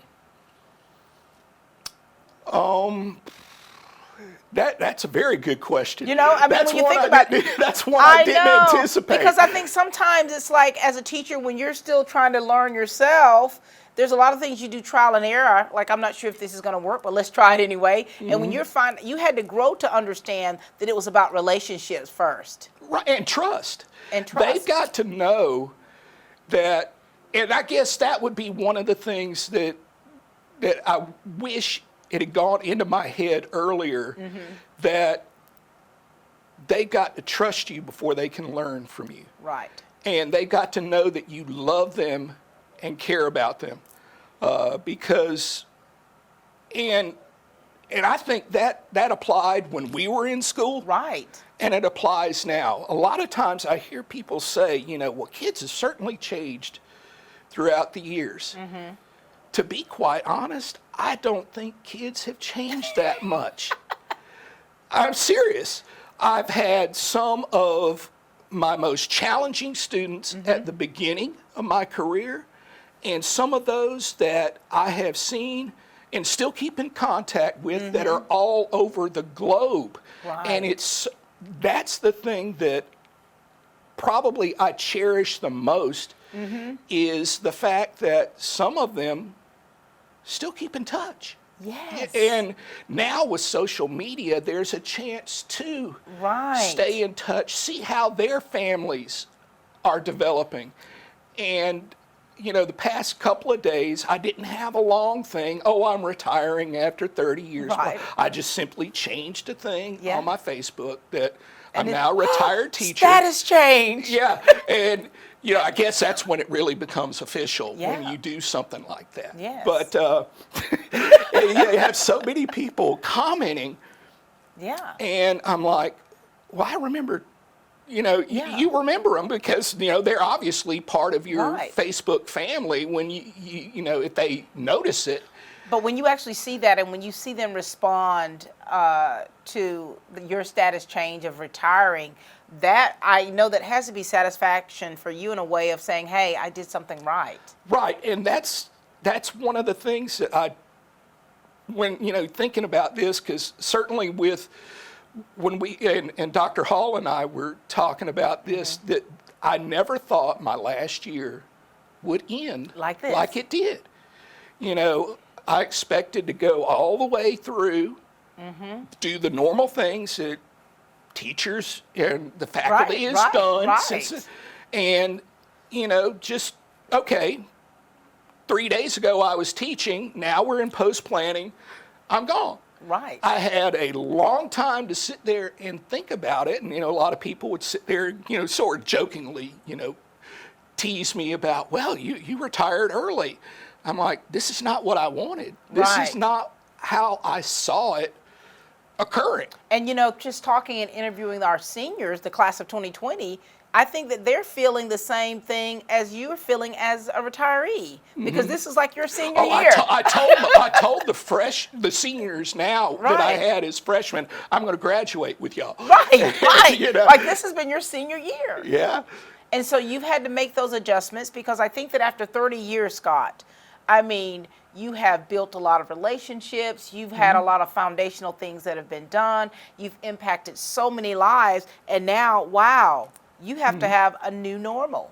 And, you know, that's a phrase we get, you know, thrown around but it's a true. lot now. And there's a lot of truth to that. But I think one of the things that will not ever change is that next year, no matter how school starts, there's just going to have to be relationships that are begun. Yeah. The kids are going to have, and not all of them are going to buy into it, you know, and that's okay. Yeah. You know, that's one of the things about, you know, when I said earlier that I don't think kids have changed that much. That's the same thing we had to do. Yeah. That's the same thing the students my first few years had to do. That's the same thing that now that I'm teaching the sons and daughters of the students I had before, that you've got to do. I've had some say, you know, I just hate that my child isn't going to have to have you as a teacher. And those are the posts or the messages that really touched me the most, was that they thought enough of me that they want their kids to have me as a teacher. Yeah. And that says a lot about you, sir. Well, tilt your hat. I've never been, and this comes from, my parents, or I've never been a self-promoter. I've always felt like I come in, if I do what I do and try to do it at the best of my ability, everything else will take care of itself. If the kids know I love them, everything else will take care of itself. Right. I don't think that, was I able to reach everyone? No. Right.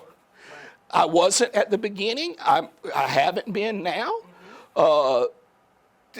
That never changed the fact that I loved them. Right. It's kind of like when, growing up, my parents would say, I'm always going to love you. But there are times when I may not like what you do very much, and it wasn't until I became a parent that I understood fully what they were telling me. Remember that saying where they say you can lead a horse to water, but you can't make him drink? You're right. And so you've been leading. You've been leading by example. You've been doing the best that you could do. And like you said, you're not going to reach everyone, but you have given them the tools that they have needed for success. And sometimes you don't know that you may not have reached them that year. Yeah. But maybe later in life, they'll remember that, hey, he cared about me. Right. He wanted what was best for me. Right. You planted seeds. I hope so. That's one of the things that really, when I look back on it, I hope not that the teachers that were at East Lawrence when I started didn't do the same things, but I hope that, and I hope the teachers that are coming in now want to walk out of the door at the end of their career and be able to say, I left it better than when I found it. Yeah. Not that they were doing anything wrong, mind you, but that you were able to take. It's like standing on the shoulders of giants. There are teachers that were teaching when I first started that I relied on. Marcia Moore, who I called her Obi-Wan all the time, because Margie Sewell, Faye Price, that when you were teaching with them at the beginning, you sat there and you looked. You may not have, picked their brain all the time, but you just observed what they did. Jessie Turner in the science department, she was, and I never really let her know at the time how much she meant to me. And I see her now, because she retired, a few years before I did or have, and she looks so, I told her, I said, you look younger than you did the day you walked out the door.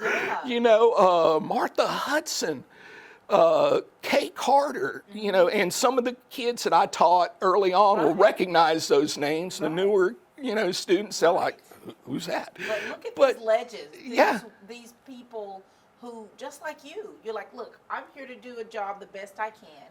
I'm going to build these relationships. I'm going to teach them to the best of my abilities, hoping that they grasp it, they attain it, and then one day down the line, they can be reminded that I cared. Well, I mean, and I've always looked, and like I said before, what I'm teaching is secondary. Yeah. Not every person that I taught chemistry became a chemist. Some did. Not every person that I taught physics became an engineer. Some did. Yeah. That's secondary, Now, granted, I wanted them to learn, but I also wanted them to know he cared. Yeah. And I think that's the legacy that you are leaving behind. And that's, you can't get any better than that, Mr. Scott Davenport. Well, thank you. I think that too. Yeah, you know, you've accomplished your mission. And there are still teachers that I had that I think about, that I'm friends with on Facebook, and they influenced me the way that I hope that I've influenced my students. Absolutely. Well, you've been paying it forward for 30 years. Well, now and it's time. I told one of the people, you know, that they're. I think it was Jonathan Sinn's wife, Maria, and I posted a picture. I had my son take one last picture of the room when I walked out. All the desks had already been moved out, and she asked me, "Did you cry?" I said, "Well, no, I didn't cry. I am a sentimental person. I will cry at the drop of a hat, you know, at movies or something that's touching or whatever. But I also didn't jump for joy either. Right. You know, it was one of those things where I've done what I could do. Like Paul said, I've run the race, you know, and it's time. It's time for others to do the same thing. Right. And I see a lot of the newer teachers that we've had do those same things. And I hope that, you know, in some small way, you know, I helped influence, you know. You have. It's been great. It's been a good run for you.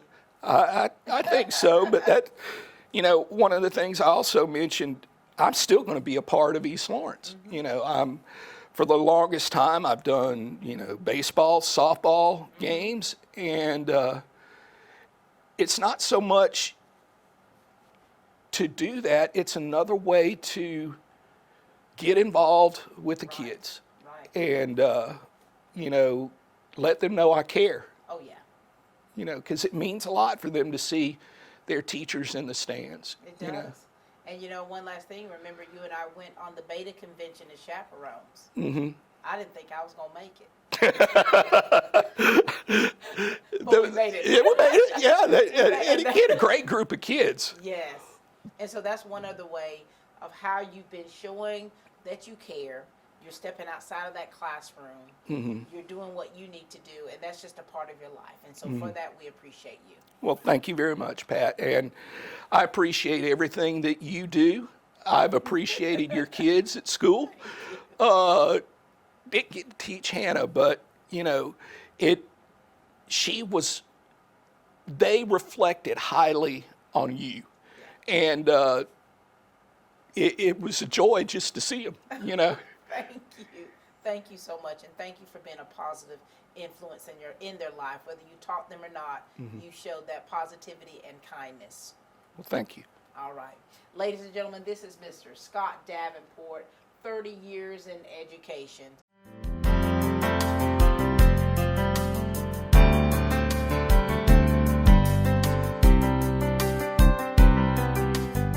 Hi, I'm Don Carswell, General Manager of Dublin Chevrolet. We're open, but we never close, and we're making it easier to get the vehicle you need. Right now, get 0% financing up to 84 months or no payments for 120 days. Dublin Chevrolet will gladly pick up your car for service or deliver your new Chevrolet to your home. Summertime's a great time for a new Chevy. From Dublin Chevrolet to your driveway, we deliver. Anywhere in the great state of Georgia. Dublin Chevrolet, the only dealer you will ever need. Hi, I'm Dr. Dustin Gay. I'm a local orthopedic surgeon with Houston Clinic Orthopedics, and we'd really like to invite everybody to come out to our new office facility to take a look at it. It's a larger space with physical therapy, and we're just excited to have it, and we'd love for people to come out and visit us. Come by and see us today at our brand new location, the Houston Clinic, Medical Drive in Dublin.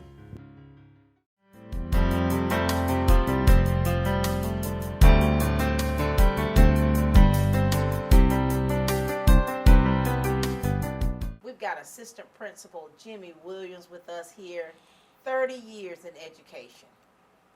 Yes, ma'am, 30 years. Jimmy, you are a legend. You are a legend. I mean, people know you from all over, I would say, the country because of the connections that you've made. For one, even as an athlete, as a coach, teacher, as a principal. Talk to us about that, Jimmy. So show us about where you first started, all right, and how you've evolved to be the legend you are today. Well, I wouldn't say all the legend part, but I started in the Marine Corps. I was a person that never played high school basketball, got cut off my high school basketball team, but I was determined to become a basketball player. So went into the Marines and trained myself. Eventually ended up on an all-Marine basketball team. And while I was playing in the Marines, numerous colleges came and asked me if I wanted to come play for their college. So I elected to look around and saw some colleges, took the opportunity after I did my tour in the Marines, and came to North Georgia, which is a military school, with the thinking that I'm going to go back in as an officer after I leave North Georgia College. But other doors started to open up for me. I got the chance to go to Costa Rica and play, got to go to Spain and play. And came back and I had the opportunity, got a job with Toccoa, Georgia, Stevens County High School as an assistant basketball coach for 2 years. After those 2 years, I was granted the opportunity to become a head basketball coach here in Central Georgia at Truitland County. Did that for 3 years. Took them to the state playoff, which they haven't been for a long period of time.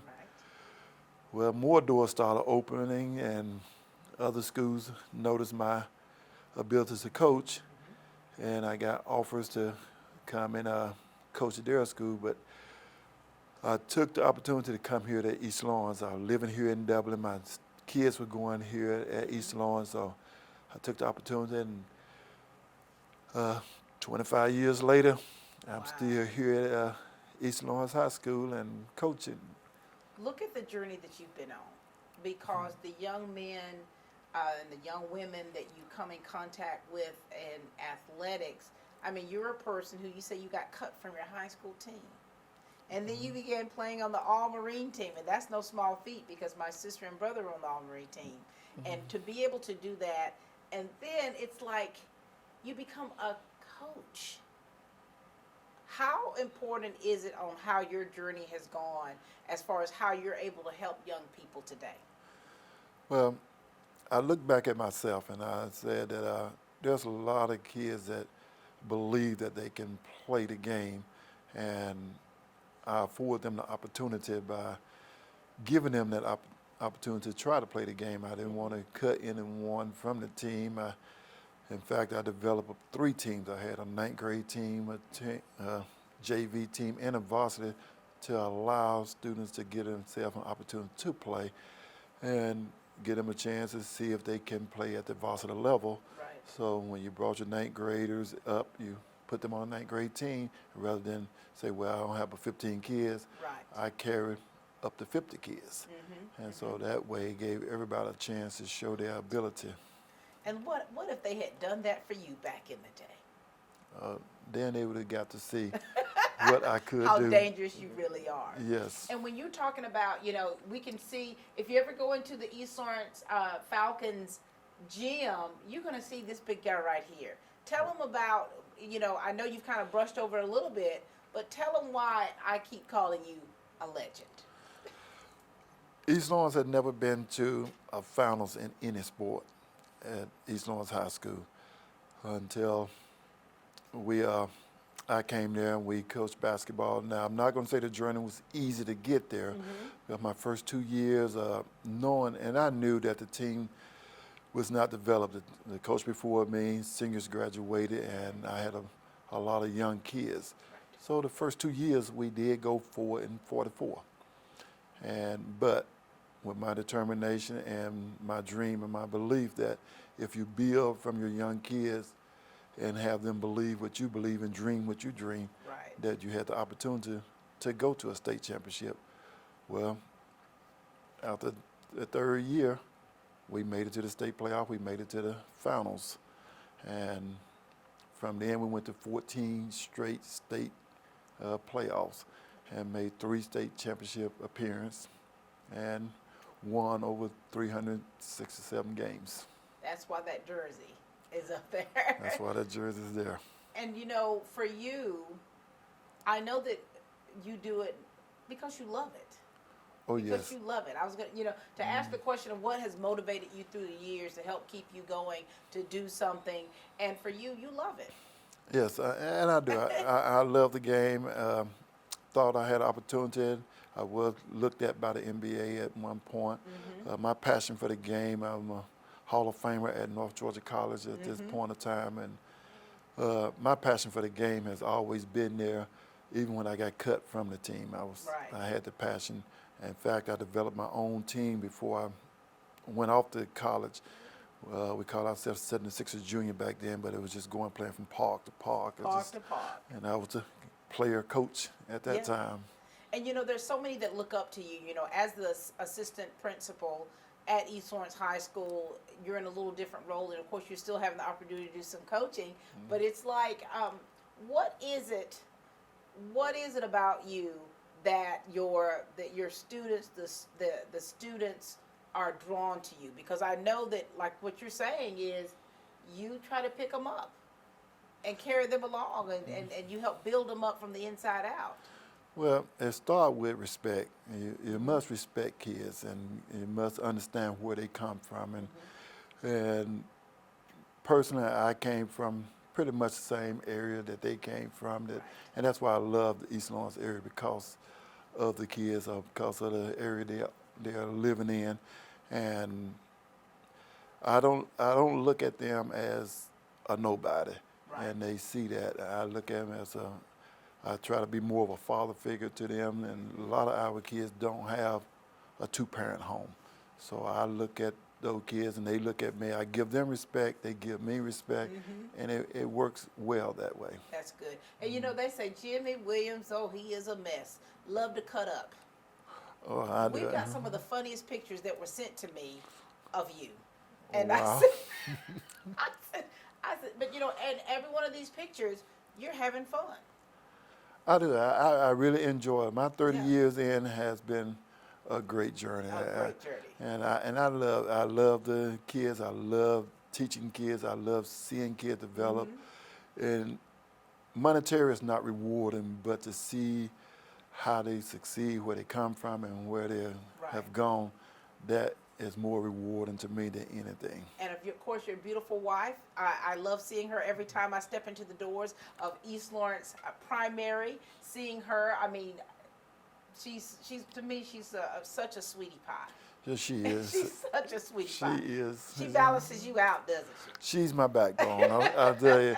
And coaching is probably like being on a police force. You're always gone. You're always busy. And she practically raised my kids more because I put my time into other kids. And we can understand that, because I think that we've done several shows about the life of a coach and his family and the sacrifices that they have to make, and sometimes have to step back a little bit because you're in your zone, your element. And so, and like you say, she's the backbone, and so she helps you be the person that you are. So that's a nice thing. It is. All right, so Mr. Williams, the big question is, what are you going to do next with your life? I see you. Well, you've gotten the beard growing here. You're letting the gray come in. Yes, this is my retirement You're letting beard. it be free. Right now, my wife and I, we have moved into the Dublin area. We got a little pond and a lot of land out there. So right now, I have not made a decision if I'm going to do anything else. I'm going to just sit back and relax and enjoy. And now's the time I can look back and look at what I have grown. I took a little flower and I brought it to a tree. So, so I want to look back and enjoy. I really, during the coaching time, it's kind of hard to say, look at what you're doing or what you have done. Now I can sit back and I still have the passion for basketball, and I know I'm going to go watch games. And if I afford the opportunity, I get bored, I may go apply just to Right. try to coach basketball Coach again. basketball. Let them know what you got. And you know, for you, of course, you got another grandbaby coming up. I mean, you almost were not able to do this interview because you all were waiting on that phone call. Yes, we are. And she went to the doctor Wednesday, and they said next week it should be here. Yeah, so it could be any moment. Yes. So thank you for taking the time out to be with us. Any words that you want to give, any last words, Jimmy Williams, to, like, you've built a lot of relationships with the students, you built a lot of relationships with the staff members, and other teachers and coaches and administrators. What do you want to say to them? I really want to thank East Lawrence High School or East Lawrence area, period, because we're not just a staff, we're a family. And I developed a family here, and it almost brings me to tears just to walk away from this. And I also want to thank all the people that were supporting me while I was coaching and the time I was in school, the parents that entrusted me with their children at the school. They know that I was tough and hard with their children, but they relied on me to make sure that they was on the right path. I also want to thank the community of East Dublin, Mayor Gonzo, the board members that supported me here. They supported me all the way through. I'd just like to thank Lawrence County Board of Education and all the principals that I worked under who was very supportive with me. Very good. Well, we thank you so much, Jimmy Williams. You know I always light up when I see you. I know. You had that big smile. I do. And you help put that smile on my face because you have such a good, positive attitude. We so appreciate you at the Lawrence County School District of everything that you've done for these students, the legacy truly that you've left behind. I know that you're being modest, but you've definitely left a legacy behind, and you've instilled core values into student athletes to help push them towards that next level. And for all that you do, thank you. Thank you. And just want to say hello to my wife because she told me to say hello to her. Yeah, tell her, blow her a kiss if you need to. That's been your sugar for how long? For 33 years. 33 years. Now we need to interview her next. Yes. Good luck. Good luck. This is Jimmy Williams, ladies and gentlemen, 30 years in education.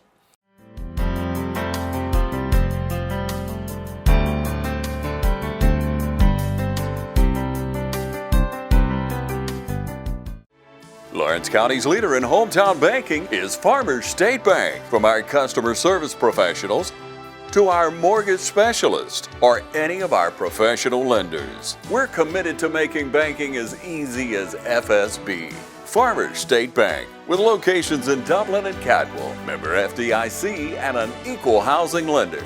Stop by today and find out why we make banking as easy as FSB.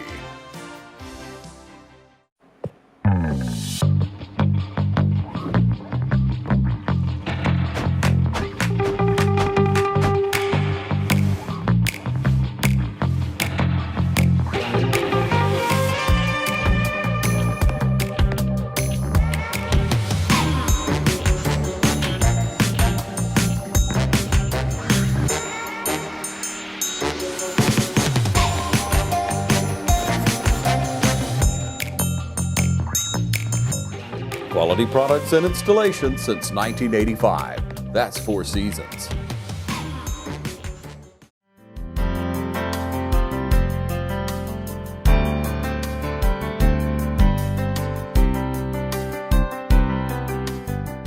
We've got the lovely Miss Angie Slaughter with us today. I mean, when you talk about the years that the retirees are like have garnered, and it's like 30 years here, 27 years here, 29.222 years there for you, Miss Tina Hester. And here it is, Angie, 30 years in education. 30 years. Congratulations. Thank you very much. It's nice to see you. Nice to see you too, in person again. This shelter in place has not held you down. You look fabulous. Well, thank you. Now, Angie, when you think about your career, I mean, because I know that you've had to do a lot of soul searching and thinking about everything that you've experienced, and I know it has probably gotten pretty emotional. Yes. Talk to us about you and your family, and, you know, when you first made the decision to go into education, and what did you learn through the years to make you who you are today? Well, I've been in public education for 30 years, but I actually guess I started my teaching career at my church. I went to Sand Grove Baptist Church, which is between Milan and Ryan, two big cities. Right. And the people there put you to work when you were young. So I started teaching Sunday school there. Yeah. And then Vacation Bible School, and it was just kind of teaching was always there. In fact, my mom said that I would teach my brother at home. He was 5 years younger than me, and she said I would make him play school. Look at that. So it's kind of like that's always what I wanted to do. When I started school, I had a librarian at Chauncey Elementary who just taught me to love books even more than I already did. Right. So it just kind of, that was my pathway, it seemed like, my whole life. Is there anyone else in your family that's in education? No. My sister-in-law is a teacher. She's at Southwest And Lawrence. who's your sister-in-law? Mary Beth Slaughter. Oh, Lord, yes, that's right. And so therefore, even through marriage, you're still keeping That's that in right. there. And so when you first, as you're talking about, it's always been ingrained in you. And I think that you all can attest to this, that being an educator, it's really a calling. It is. As far as for you to have that longevity, you've got to truly love what you're doing and really truly becoming a servant. That's exactly right. You definitely don't do it for the money. You know, you really have to don't. love it. And so what is your teaching philosophy? If you had to think about it, what did you teach? I taught math mostly. I did teach language arts too, but mostly math in middle school. Middle school math. Lord have mercy. So what is your, when you think about trying to get the students to grasp the concepts and to be able to understand, so when someone enters into your classroom, what kind of atmosphere would they come into? Well, I believe you have to love a child first. I mean, we promote that at West Lawrence Middle School anyway, but I've always felt that you have to develop a relationship with somebody before you can try to teach them anything. Yeah. So I want them to feel welcome in my class, and from there we go on with the math. The math's very important to me, but it's not the most important thing. Right. What has been the most challenging thing you would say of your career in education? Because it's not for the faint of heart. It's not. I guess the most challenging would be since 1990, there have been a lot more things besides teaching that you have to take care of. There are things outside the classroom that, in a way, it indirectly affects the child, but it's not teaching. So in my next chapter, I hope that I can still teach children, but not have to worry about all of those outside things. And when you talk about that next chapter, I mean, it's like, that's like the culminating event for you. And for you, 30 years, this has been your senior year. That's right. This has been your class of 2020 where you're like, all right, this is my last year. I didn't expect for it to end like that. That's right. And I didn't get to finish it with my children. You did. And that is sad. That's bittersweet, isn't it? It is. What are you going to miss the most? I really will miss being a part of their lives because, you get a new group every year, but they're still mine when they're with me. And I was looking through some old pictures this week, and I still have some from years ago. I mean, people who have their own children now, who have their own lives and their own careers, and it's just, I'm going to miss that relationship with people. And, we're hearing this throughout this show about relationship first. Because everyone that we're talking to that's sitting in that chair, they're talking about, hey, you've got to have a relationship with these students. You've got to build that trust so that they will be more open to learning from you. That's right, because they're people. I mean, they're not just these robots who come in our room that we just have to put material in them and send them on. I mean, they're children. What satisfaction do you get when you see students that you've taught within those 30 years, some of them are adults, some you may be teaching their children. Yes. What satisfaction do you get when they come to you and say, this is what you did that impacted my life? It's really awesome because you're thankful really that you could be a small part of them becoming successful and to know that they do realize that teachers did help them and for them to say thank you and come back to you, it really is wonderful. They don't even know how wonderful that is. It's a great gift. And I've said this before, like to some of the seniors, I said, when I would go off to college and I would have a break to come home, I would come home and go to the schools to see my old teachers. And I felt it was just such a cool thing because I felt like I was an adult at that time. And you probably don't know how much it meant to them. They would stop whatever they were doing. Exactly. And then they would present you to the class saying, this is, and that comes from, for one, what you all instill in students. because you know you're training up these children That's right. in the way that they should go. Exactly. And when they come back to you, Miss Angie Slaughter, you're like, it didn't depart from them. Exactly. It didn't depart. It's wonderful. That's when you know you are in your calling. You're in your element. I think so. I think you're right. And so now that you're turning this new chapter in your book, you know, you're about to write a new chapter for you, Angie Slaughter. Yes. What are you going to do with your life? What's next? Well, I have 2 children, and one will be a freshman at West Lawrence High School, and one will be a senior at West Lawrence High School. So I think this is a perfect time for me to be able to enjoy those special moments with them. I mean, I always have. It's always been family first. Right. But now I won't have to worry about, I've got to take care of my family, and at midnight tonight I might have to sit down and work on stuff for school the next day. You know, it's going to be a more leisurely pace, I guess. Isn't that nice, though? Yes. Because you have had to multitask your entire life. You've had to juggle so many different balls and different activities.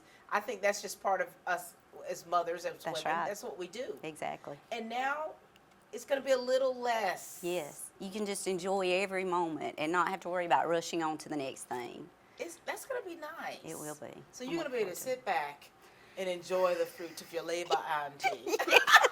Until my husband says, I need you to do this. Until Chad has a honey-do list. That's right.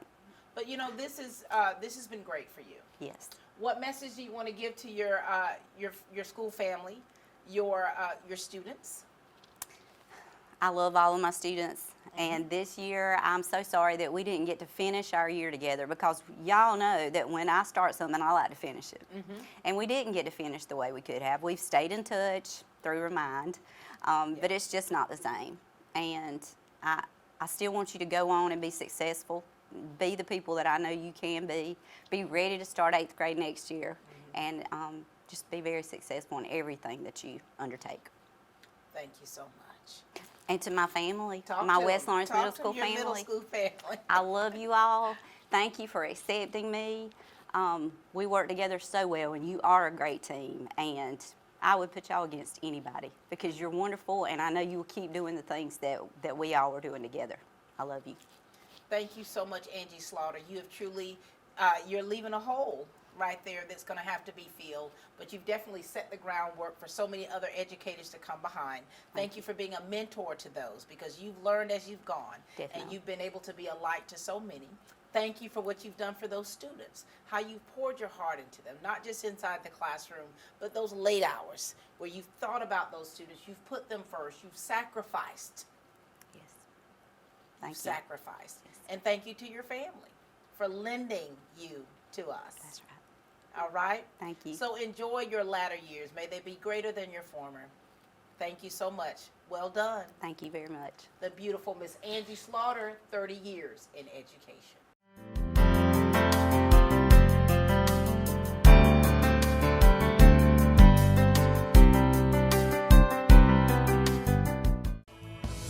If you're in the market for affordable transportation, come on in to Dublin Auto Sales. Getting to work, school, or around town every day requires dependable transportation, and that's what you'll find at Dublin Auto Sales. Offering in-house financing too, so credit is never an issue.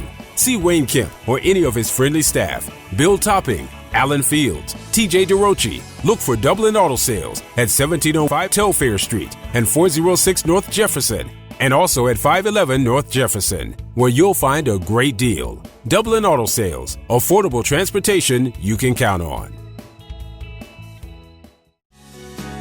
Dudley Funeral Home has been family owned and operated since 1922, serving all of Middle Georgia, and in its 4th generation of offering a full range of services, including memorials, cremations, and traditional funeral and final rites for all faiths. Log on to servicesbydudley.com. Call us at 272-5511 or stop by the home at 617 East Jackson Street in Dublin. Dudley Funeral Home, proudly supporting our community since 1922.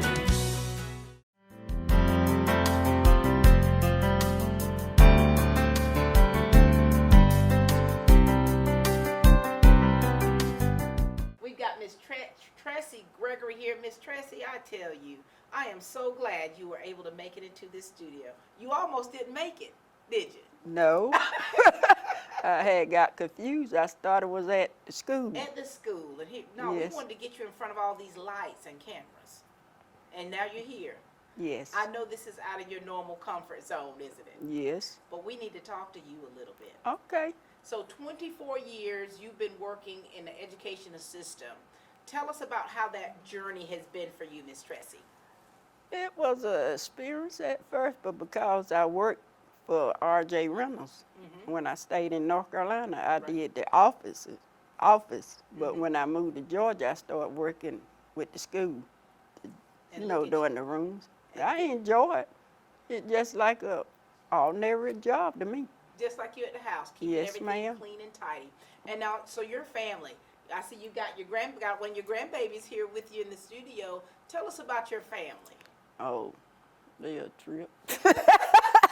But I love them. They talk about grandmama this morning when they say, you going to the interview? I said, no, I had called and told her I was going to cancel. She thought, no, grandmama, get up, put on you some clothes, Yes. and go to the interview. And here you are. Yes, ma'am. You know, because I think they see how important you are, not just to them, but to us. Yes. I mean, for 20-something years, you've been making sure that the classrooms have been clean, that those hallways, that those bathrooms, that stuff doesn't get done by itself. Joe, don't. It's just like a job to me. I do my best if I was a secretary, I would do my best. So I do my best cleaning. Yes, and of course they've been talking about building those relationships. What is it like for you to be going down those halls and seeing all those babies? I enjoyed it. Yes. I enjoyed the teachers too. They were nice. I just enjoyed it. And when you're talking about those relationships that you've built through the years, that's so important.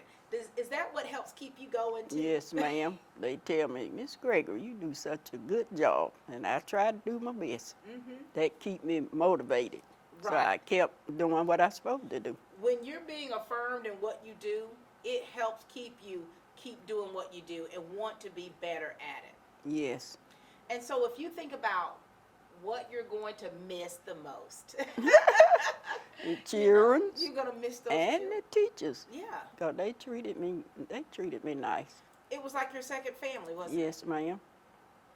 And a lot of, the retirees that we're getting to talk to, as they're sharing about what their journey has been like and what they're going to miss the most. And they are all saying it's been like a family, a second family to them. Yes. And they're going to miss those relationships that you would have every day. I am. So Don't make me start I crying. know. I'm not trying to make you cry, Miss Tressie, but when you think But- about it, it's very emotional.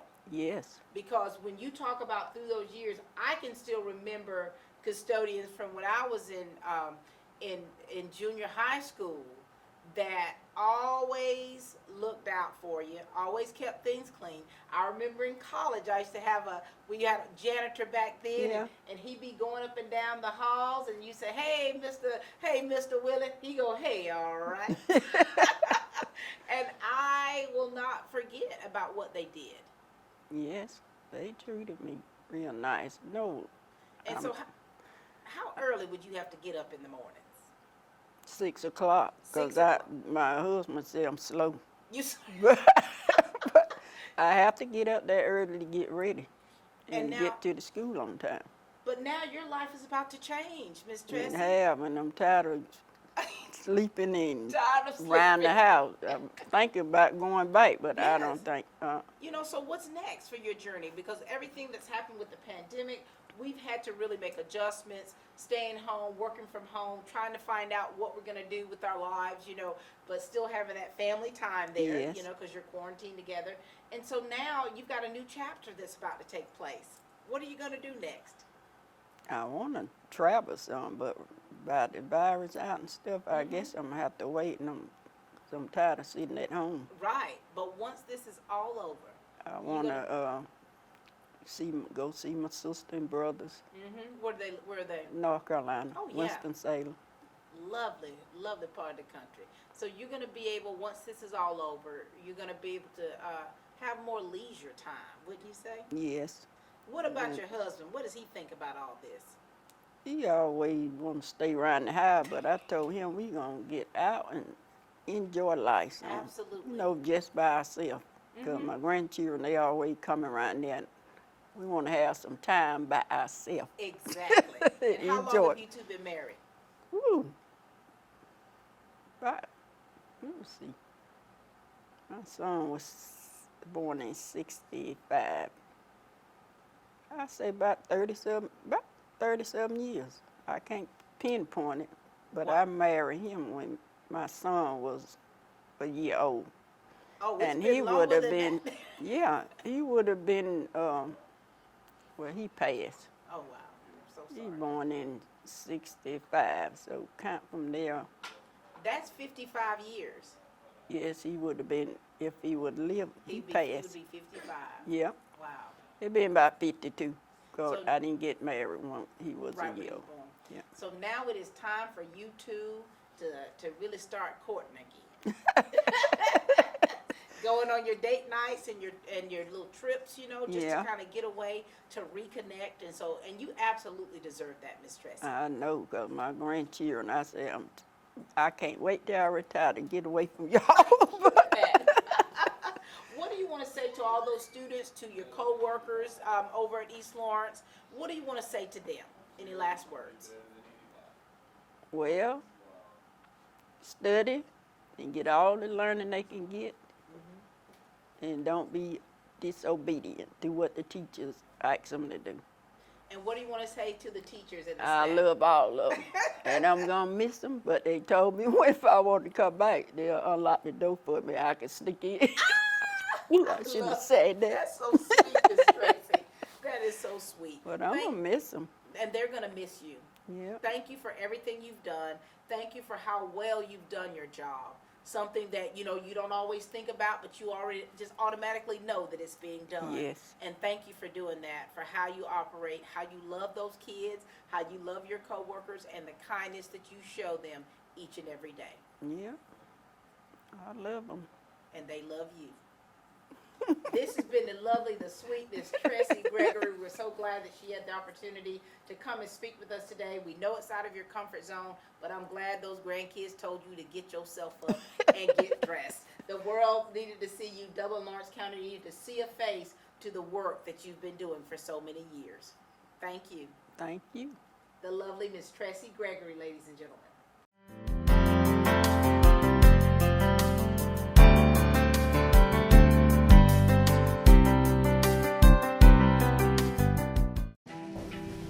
Hurry home, boys. We gotta go.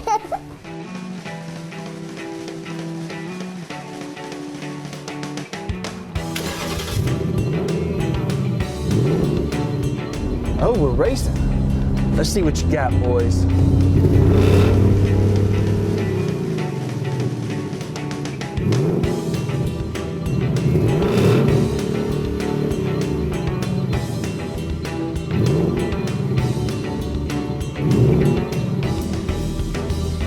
Not today, boys. Hey, I got your text. What's the emergency? What text? Where is my phone? Oh, I think River wanted to play. To so many of you who count on us for your prescription medication needs, I'd like to thank you for your years of trust. To those who've yet to choose Tomlinson Pharmacy and Medical Park Pharmacy, I invite you to stop by and discover what makes us different. Medical Park Pharmacy is your family's one-stop destination for their prescription, health, and wellness needs. Our staff greets you with a smile and provides a level of customer care and expert service that truly sets us apart. Realizing your time is valuable, we'll always strive to have your prescriptions filled in minutes, not hours. Have a concern about a new medication? Our pharmacists are available to discuss the instructions and precautions. In addition, Medical Park Pharmacy also stocks a wide array of over-the-counter medications and medical supplies. With the drive-through window, free delivery within city limits, and refills through our phone IVR website or mobile phone app, staying healthy has never been so convenient. At Medical Park Pharmacy, local owners Wendell and Wendy Smith provide hands-on service to ensure your satisfaction. We care about earning your business and strive to make you a regular customer. Come experience a difference. Visit Medical Park Pharmacy today.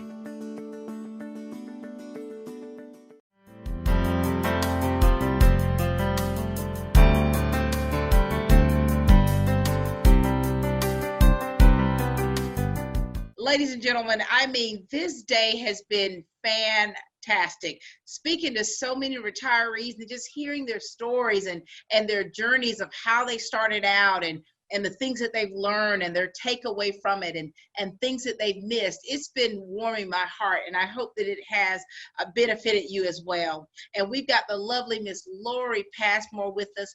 31 years in education. She and I are about to communicate via Zoom. Look at modern technology here. Hi, Lori. Hey, how are you? Doing great. How are you doing? I'm doing well, thank you. Now, listen, Lori, I mean, we want to know about your journey that you've been on, because I know that when you first started out in education, you have had to evolve through the years, right? Yes, ma'am.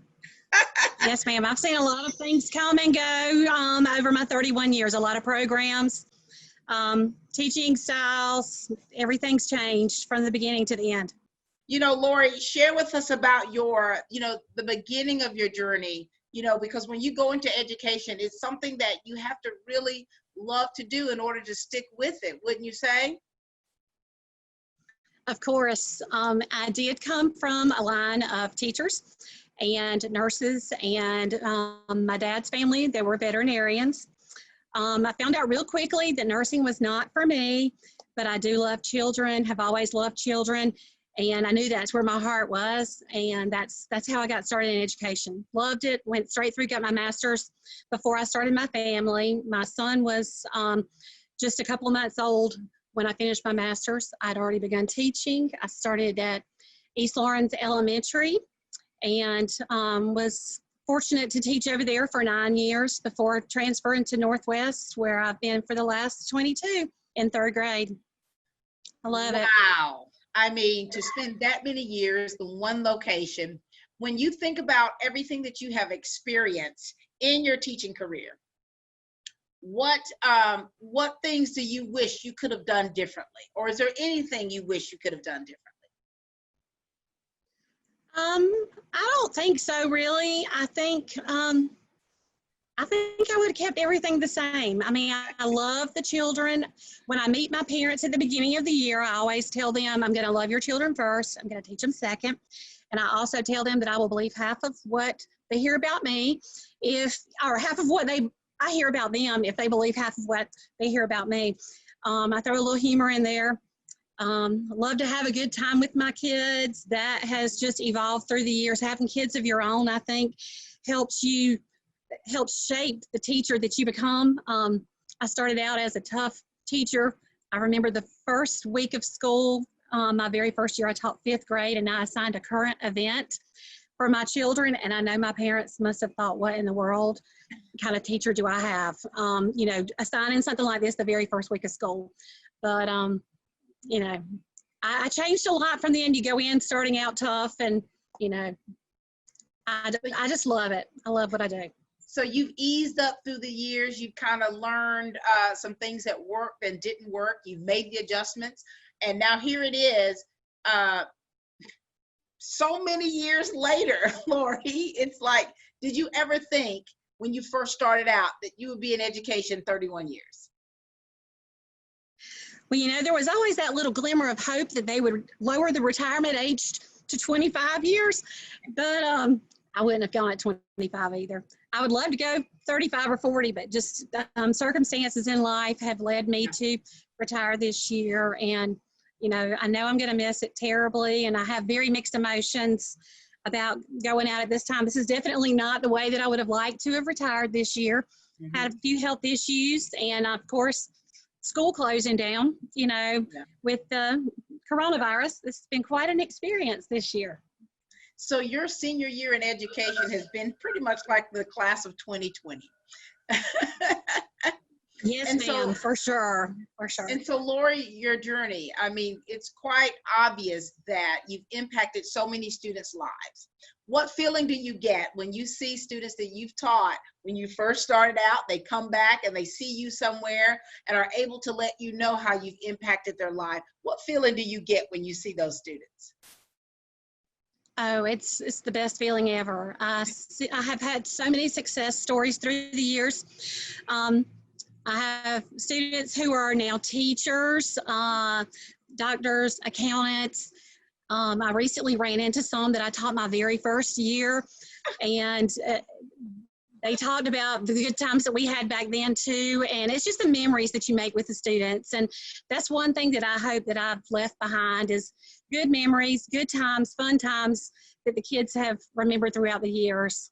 My first group of students, they're like 40 now. So yeah, I remember a lot of them actually more than I remember now, the earlier ones or the later ones. Well, honey, you've aged like a fine wine, Miss Lori. and some teachers, they get the opportunity to teach the students that they had before their children, and so that generation of education coming through you. Yes, I've had several of those also. I've had several that I taught mom and dad both, and then I had the children. I taught the parents on the east side, and then I taught the children on the west side. So, and and so for you, through all those years, you've been doing this for so many years, and now here it is. You got another chapter in your life that's about to take place. What is next for you, Lori? Well, we have 2 new grandbabies. I have an 8-month-old grandson named Fallon and a 5-month-old granddaughter named Adelie. So I will be spending lots of time with my grandchildren. I love to garden. Got some DIY projects that my husband's not too happy about around the house, have his honey-do list. So I'll stay busy, and I'm sure I'll be at school some too. Yes, you will. And so what message do you want to give, Lori, to your students? Because I know you didn't expect none of us expected this year to end the way it has. What do you want to say to those students? And give a message to your peers, your colleagues, your staff, because you've built relations throughout these 31 years. What messages do you want to give to them? Just keep doing what you're doing and love your students. I love all of my students. I'm going to miss them terribly this year. I was cut short with my class this year. I haven't seen them since Valentine's Day. And I miss them. I love them. I'm going to miss my co-workers. They're like my family. But I just can't wait to see what the future holds. I'm sure I'll be back volunteering in some way. In some way or another. Lori, thank you so much for everything that you have done. I mean, a teacher actually, when you're talking about that many years in education, you've poured so much out of yourself to your students. You've sacrificed so much of yourself, your family time to make sure that you're doing what you need to do as an educator. You've been doing that inside the classroom and out of the classroom. And we certainly appreciate you, and we love you for everything that you've done. Thank you so much. I've enjoyed every bit of it. And thank Lawrence you for County schools are awesome. And thank you so much for being a part of making Orange County school system awesome. Thank you, Pat. This is the lovely Miss Lori Passmore, 31 years in education.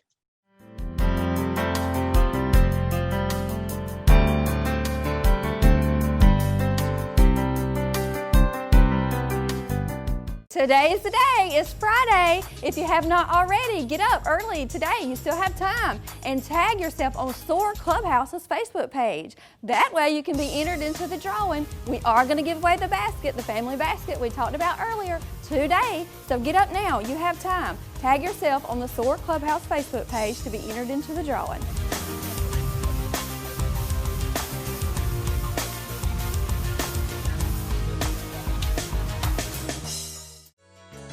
Community Bank of Dublin Lawrence County is here to help you with all of your financial needs.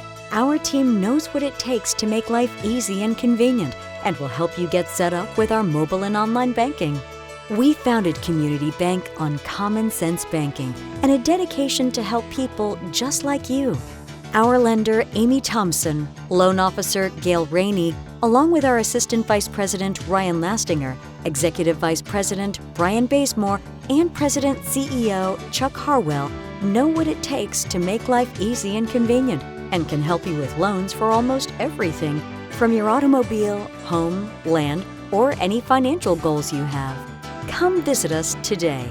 Community Bank of Dublin, Lawrence County, where common sense banking never goes out of style.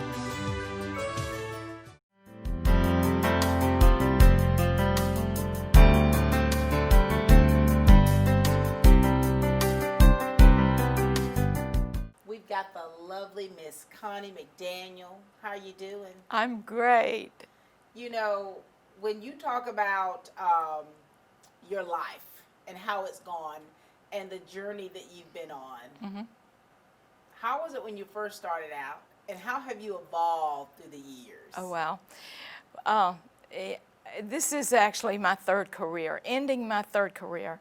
I started years ago when we first married as a secretary and worked several years, then got into the counseling business, got my license, and in 2001 decided I need to be in the school system.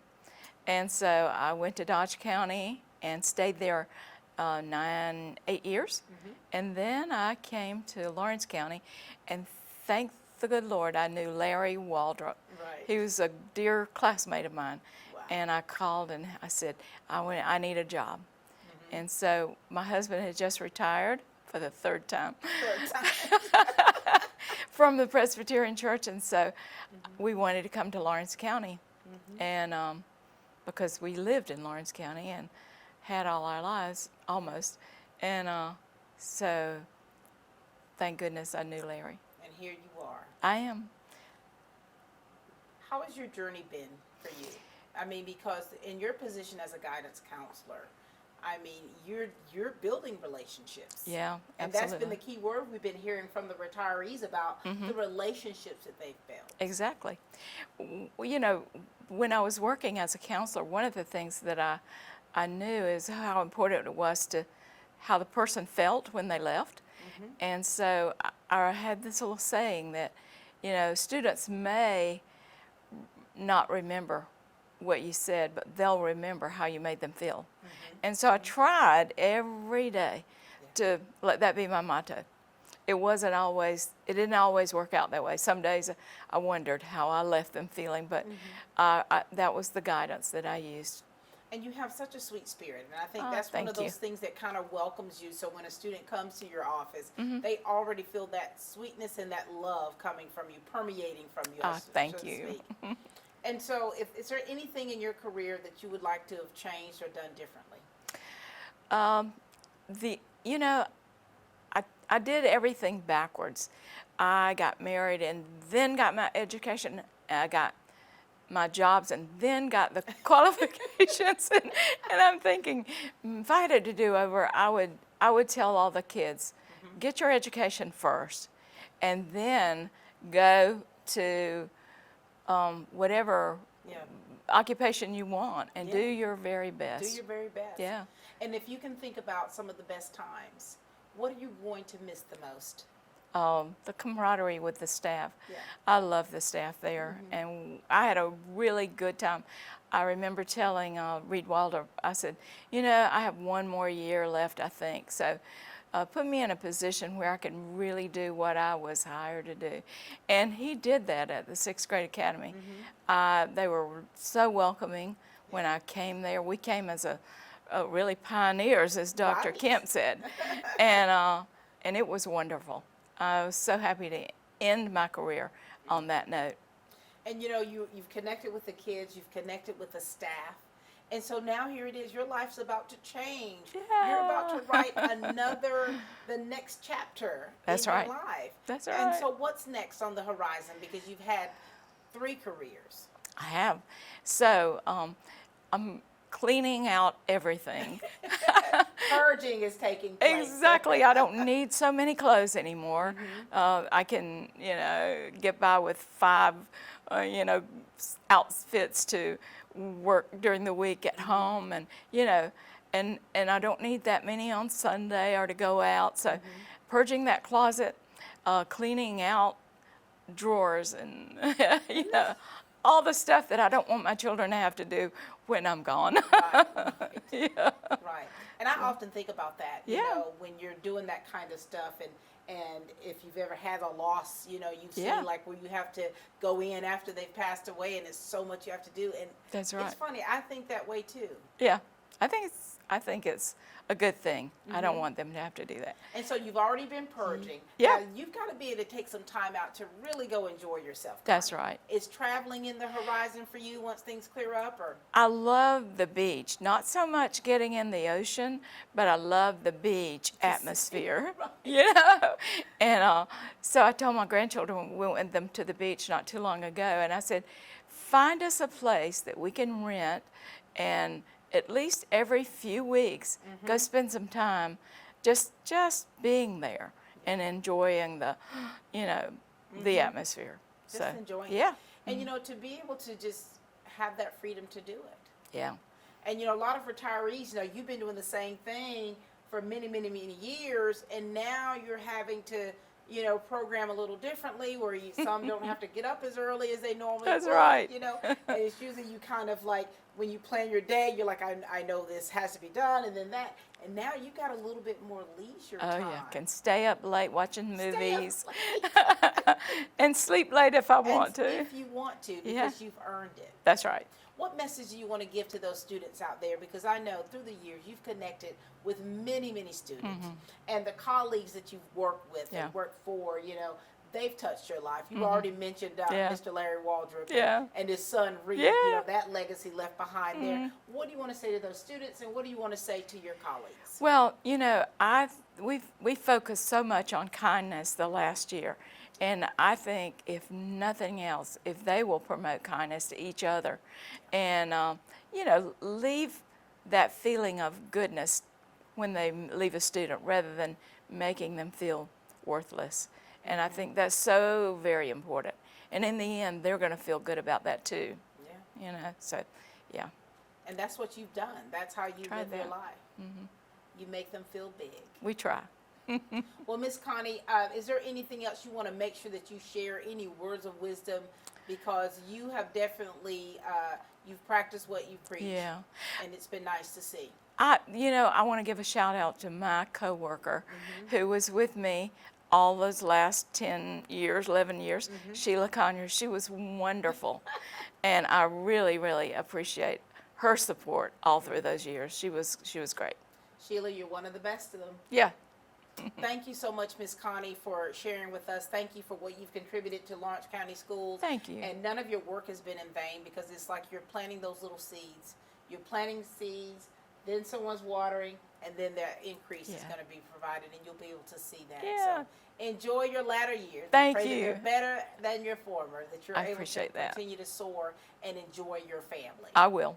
Thank All you. right. This has been such a great day, everyone, getting the opportunity to speak with retirees and let them share a little bit about themselves. It's been a little emotional, because when you really, really think about it, spending that many years doing a profession that you love, because that's where your heart is. Yes. That's where that emotion comes in, and now they're getting ready to turn that chapter and start a new chapter in their book of life. That's right. Thank you all so much for watching. Thank you all so much for supporting Lawrence County Schools. We appreciate all the retirees here that have labored their labor of love for our students. Thank you all so much for watching as we continue to grow great students.